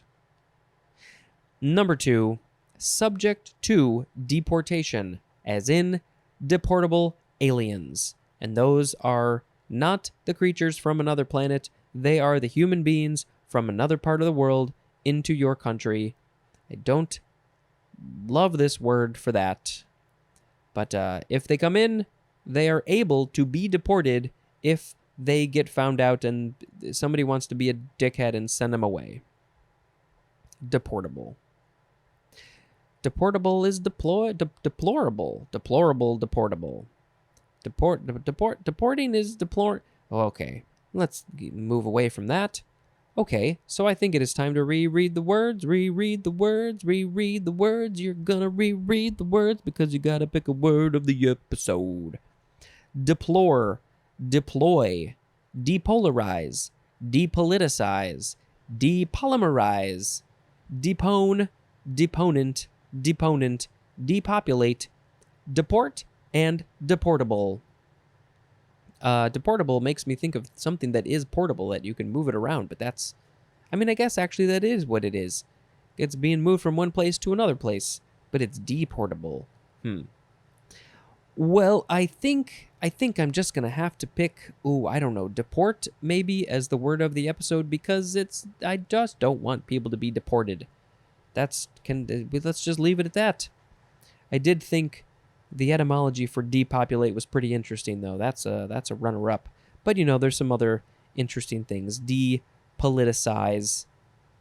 Yeah. So, deport. Deport, deport, deport. I don't know how to sing a song about deport. Deport, deport, deport, deport, deport. I don't want people to be deported. Let's just get them a job.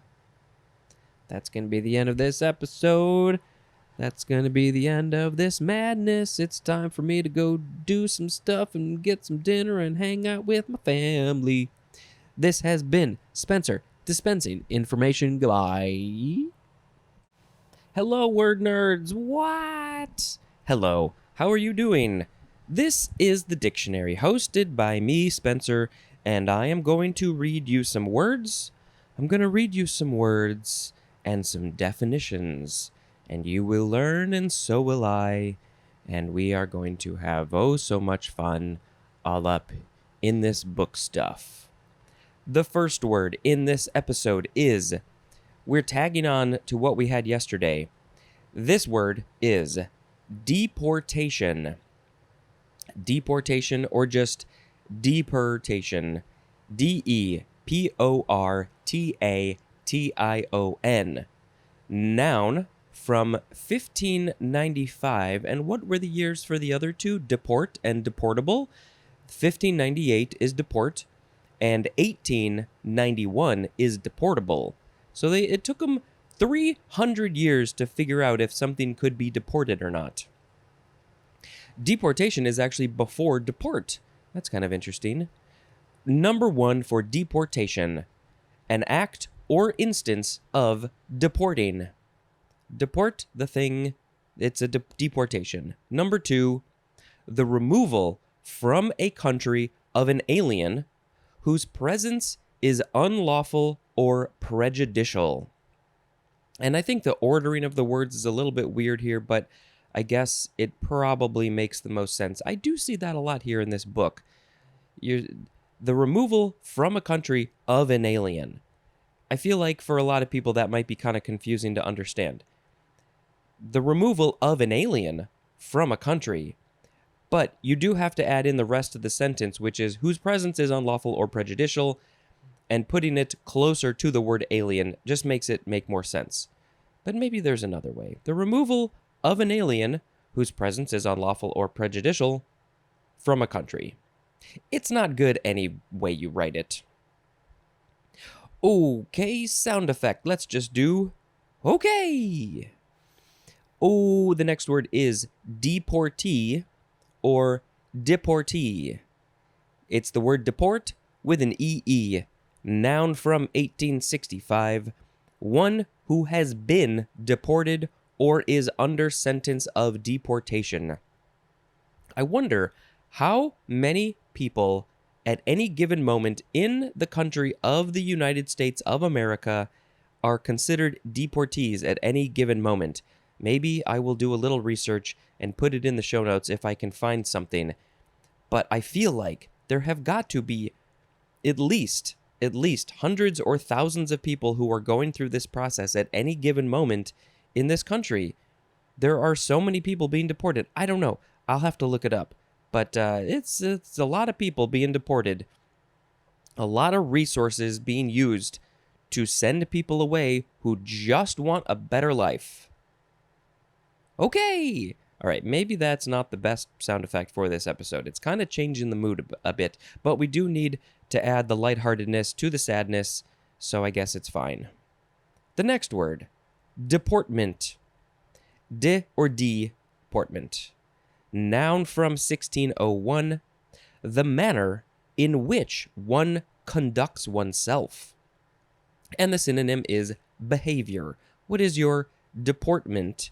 I would probably think to say comportment, and we actually saw comport in the definition for deport. So yeah, it's kind of all the same idea of how you behave. Because deport said to behave or comport oneself, especially in accord with a code, and deportment is just the manner in which you conduct yourself, your behavior. There's a synonym. It is the word bearing. Bearing. Bearing. Bearing. Deportment. Yep. I think a lot of people, I think we just behave just the way that we are. We don't even really think about it. We're not really mindful of how we behave, what our deportment is.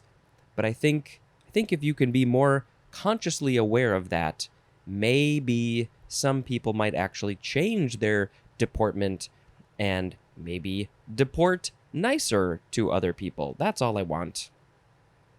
Okay. The next word is deposal or deposal. Noun from the 14th century, an act of deposing from office. And hey, let's learn about that word. Okay. Depose. Depose. Verb from the 14th century. Depose. Starting with transitive 1, to remove from a throne or other high position. Sorry, you can't be there anymore. We don't want you in that high position. We are going to depose you. Some people we have liked to depose but have not been able to depose. 2, to put down. And the synonym is deposit. So you're putting down some money for a thing, and the money was very high up in a throne, but you put it down and you made a deposit. Number 3, A, to testify. To testify to under oath or by affidavit or affidavit. So testifying under oath is a depose. And 3B, the synonyms are affirm and assert. So that's just sort of adding on. You're testifying, you're affirming the thing that you believe in, that you think is true, that maybe is true. You're asserting your beliefs when you depose. 3C, to take a deposition of, as in depose a witness. So that's when, the witness is the one who is affirming, asserting, testifying, and the act of doing that, when you take that information from them, is a depose. That was all transitive. Here's intransitive. To bear witness. That's all it is. So you're witnessing maybe somebody else doing a deposition. This is it is Middle English, from Anglo-French, deposer, which is from Lower Latin, deponere, which is also Latin, and it means to put down. To put down. And then if we look back at deposal, that was the previous word. That is an act of deposing from office. So when somebody from a throne or a high position is deposed, it is a deposal. Okay. The next word is deposit. First form verb from, where is the year? 1624. Number 1, to place, especially for safekeeping or as a pledge, especially to put in a bank. depositing a thing in a bank where it hopefully is safe. Hopefully, under your mattress is safe too. But banks, they have other safety things in place. Unless you don't trust the banks, and then just keep it by yourself. But then maybe you won't get any interest. I don't know. You got to do what's right for you. Deposit your money where you think it should go. 2A. Maybe you can deposit money into my Patreon account so you can get early episodes or maybe exclusives depending on how much you want to deposit. 2A. To lay down.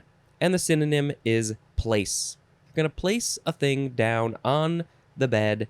Maybe you are placing a pillow so you can sleep on it. 2B. To let fall. And the example of the thing that is falling is sediment. So like clay and soil and dirt and mud. You're just going to let it fall down, deposit onto the ground, and then maybe more falls on top of that, and then it gets all squished, and then it maybe creates rock, and then geologists will come millions of years later and look at it and study the world. Those were all transitive. Here's intransitive. It's the second time I've said that today. To become deposited. The sediment is depositing. Depositor or depositor. Depositor. That's a noun. Does the etymology say anything interesting? Oh no, it's still from the Latin deponere, which we learned in the previous word is putting down. Just put it down in the thing. Okay. Second form of deposit. Noun from 1621. So this is the thing that is being deposited. 1. There's multiple things. We have many of them. I will read them to you with letters and numbers beforehand. 1. The state of being deposited is a deposit. The state? You are in a state of deposited. 2. Something placed for safekeeping. As to A, money deposited in a bank. We want to deposit money into our bank. We do not want to credit. We don't want to remove the money from the bank. We just want to add more and more and more to it. But then if you get enough, then maybe you can remove some and give it to somebody who needs it. 2B, money given as a pledge or down payment. 3, a place of deposit. And the synonym is depository. And we are going to get to that later this episode. What kind of depository? Is it a book depository? 4, an act of depositing. 5A, something laid down, especially matter deposited by a natural process. And yeah, that's probably more of the soil, the sediment, the ashes, whatever the thing is coming from up, it's going to the down. 5B, a natural accumulation, and the example of the thing that is accumulating is iron, ore, coal, or gas.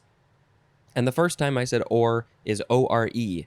It's a kind of a natural thing like iron and coal or gas, but it's ore. No etymology for that. Okay. The next one is depositary, but later we're going to have depository. So these are different. How different? I don't know. We have to learn about the words before we can decipher how different or similar they are. Depositary. It's with a T-A-R-Y at the end. Noun from 1605. 1. A person to whom something is entrusted. So maybe like this is in a will situation where somebody dies and they will something to the depositary. Possibly, not sure. But that makes sense to me. Or just if you give a thing to somebody, you're depositing a thing to the depositary. Number 2 is the number 2 definition for the word depository. So yeah, I'll remind you of that when we get there. Okay. The next word is deposition or deposition. Deposition, deposition. Noun from the 14th century. 1. An act of removing from a position of authority. And that's very similar to depose, deposal. They're in authority. We're removing them. We are taking them away from the position they were in and putting them down. 2a, a testifying, especially before a court. And yeah, we saw that word for depose. It said 3c was to take a deposition of. So the deposition is the testifying before a court. 2b, synonym is declaration, but specifically testimony taken down in writing under oath. 2c, out of court testimony made under oath and recorded by an authorized officer for later use in court. Also, a meeting at which such testimony is taken. So, the deposition, if you are in a court situation and you are testifying before all the people there, all the lovely people, the jury and the judge and the lawyers and attorneys and the peanut gallery, all the people who are there, if you are testifying there in that situation, it is a deposition. Or, this does not have to be in a court. You can be in a little room. Maybe there's no windows. Maybe it's kind of stuffy. And there's probably maybe some police officers and attorneys and maybe other people. And it's the same idea. You're still giving your testimony and you are still under oath. You still have to tell the truth. Otherwise, you will get in trouble by the principal. And then they're going to take that information. They're going to write it down. Maybe you're going to write it down. And then they're going to read it in court, present it to the court. So that's also a deposition. Maybe you can't make it to court. Maybe you're in jail. Maybe for whatever reason you can't go. So you give them a deposition. Let's move on. Number 3, an act or process of depositing. It's either money or soil. Those are the only possible things. 4, something deposited. The synonym is deposit. It's a deposition or a deposition. Depositional is an adjective. Okay. The next word is depository with a T-O-R-Y at the end. Noun from 1656. Number 1. Okay. It's the number 1 definition for depositary. These are just the same words, aren't they? So they're just sending us back and forth. So the number 1 definition for depositary said a person to whom something is entrusted. And then number 2, which is the second definition of depositary, is a place where something is deposited, especially for safekeeping. So it's a person or a place. Why could they just... I think there could have been a better way to do this. Why? What's the purpose of putting one of these definitions for one word and the other one for the other word? Could you have just put both in one word? Say for both for depositary and then for depository, just number 1, say it's the number 1 depositary, and the number 2 is number 2 for depositary. Or could you combine them? Could you just say an alternate spelling of depositary is depository? This is very silly. Okay. Next word is depository library. 2 words, noun from circa 1930. A library designated to receive U.S. government publications.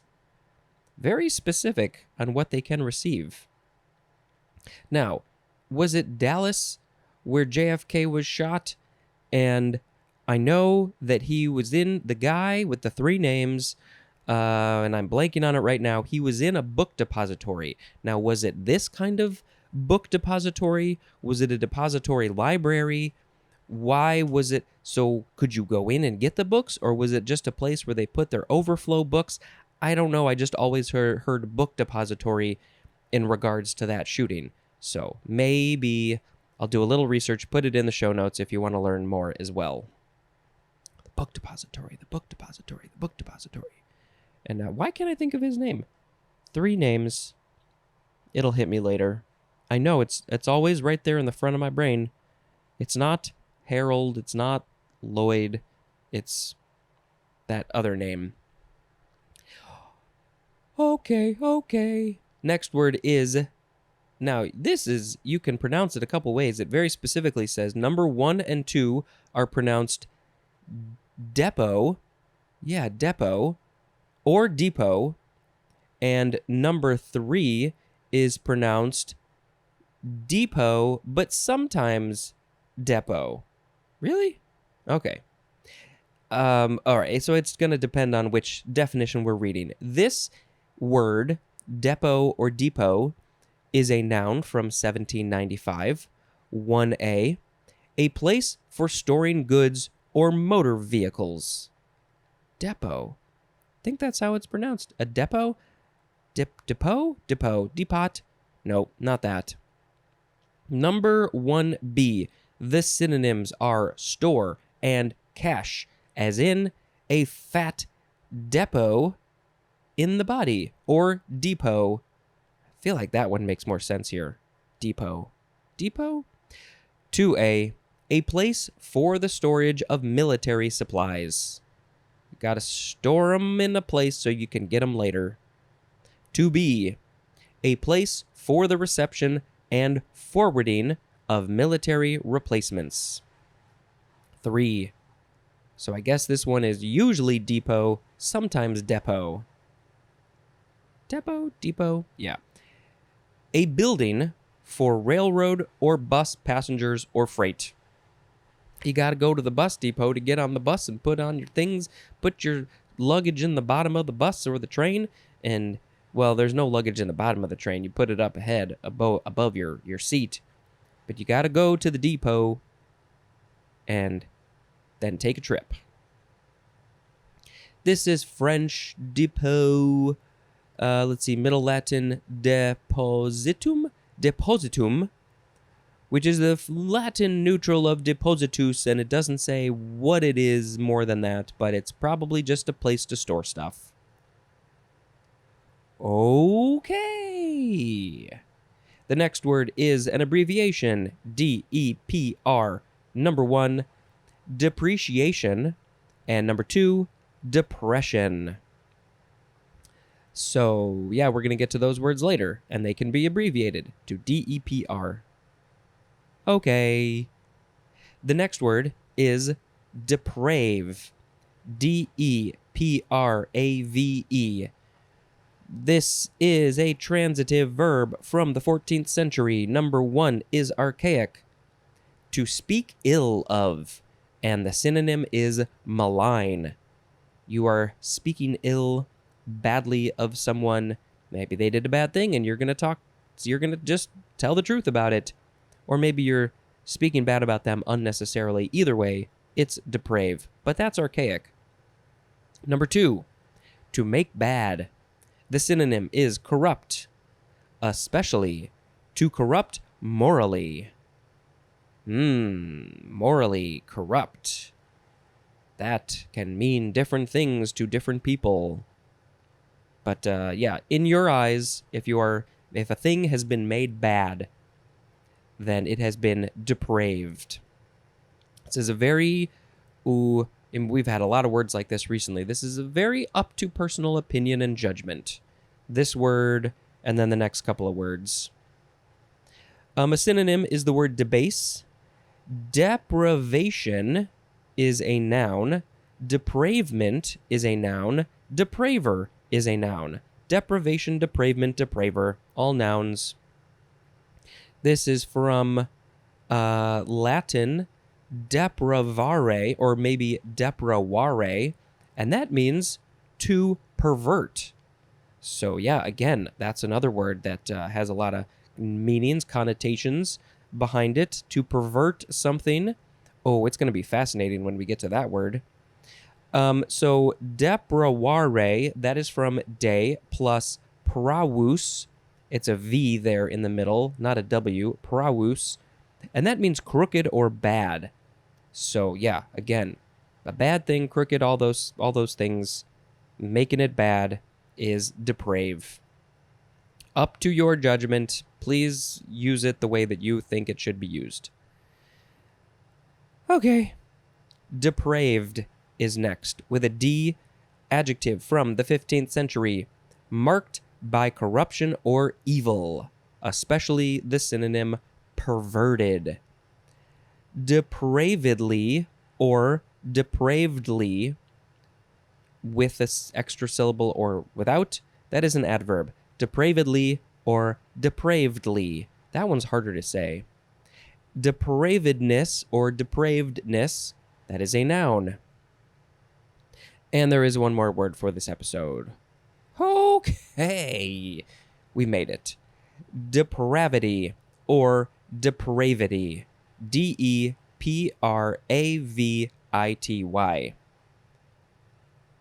Noun from 1641. Number 1, a corrupt act or practice. 2, the quality or state of being depraved is depravity or depravity. The gravity of the depravity is a lot. I don't know. They rhyme, so I wanted to say something with those words together. All right. I think it is time to now reread the words and then come up with the word of the episode. We had deportation, deportee, deportment, deposal, depose, deposit, deposit, depositary, deposition, depository, depository library, depot, or depot, dipper, deprave, depraved, depravity. I don't know. Which one had the best meanings to me? I don't know. Let's see. I mean, deposit? I don't know. There's really just nothing totally jumping out at me. This is one of the hardest ones I think I've ever had. A depot, it's a place to store things. Depository is also a place where you can store things, or a person. Deposition is, I just think this, maybe we should just not do a word of the episode for this episode. Maybe they're all the word of the episode. What did I pick yesterday? Did I pick deport? I think I picked deport, so I'm probably not going to do that again. I'm putting way too much thought into this thing. So let's pick deposit as the word of the episode. Gonna go deposit some stuff in the bank and deposit some soil on the ground. Hey, man, this is just what you get sometimes.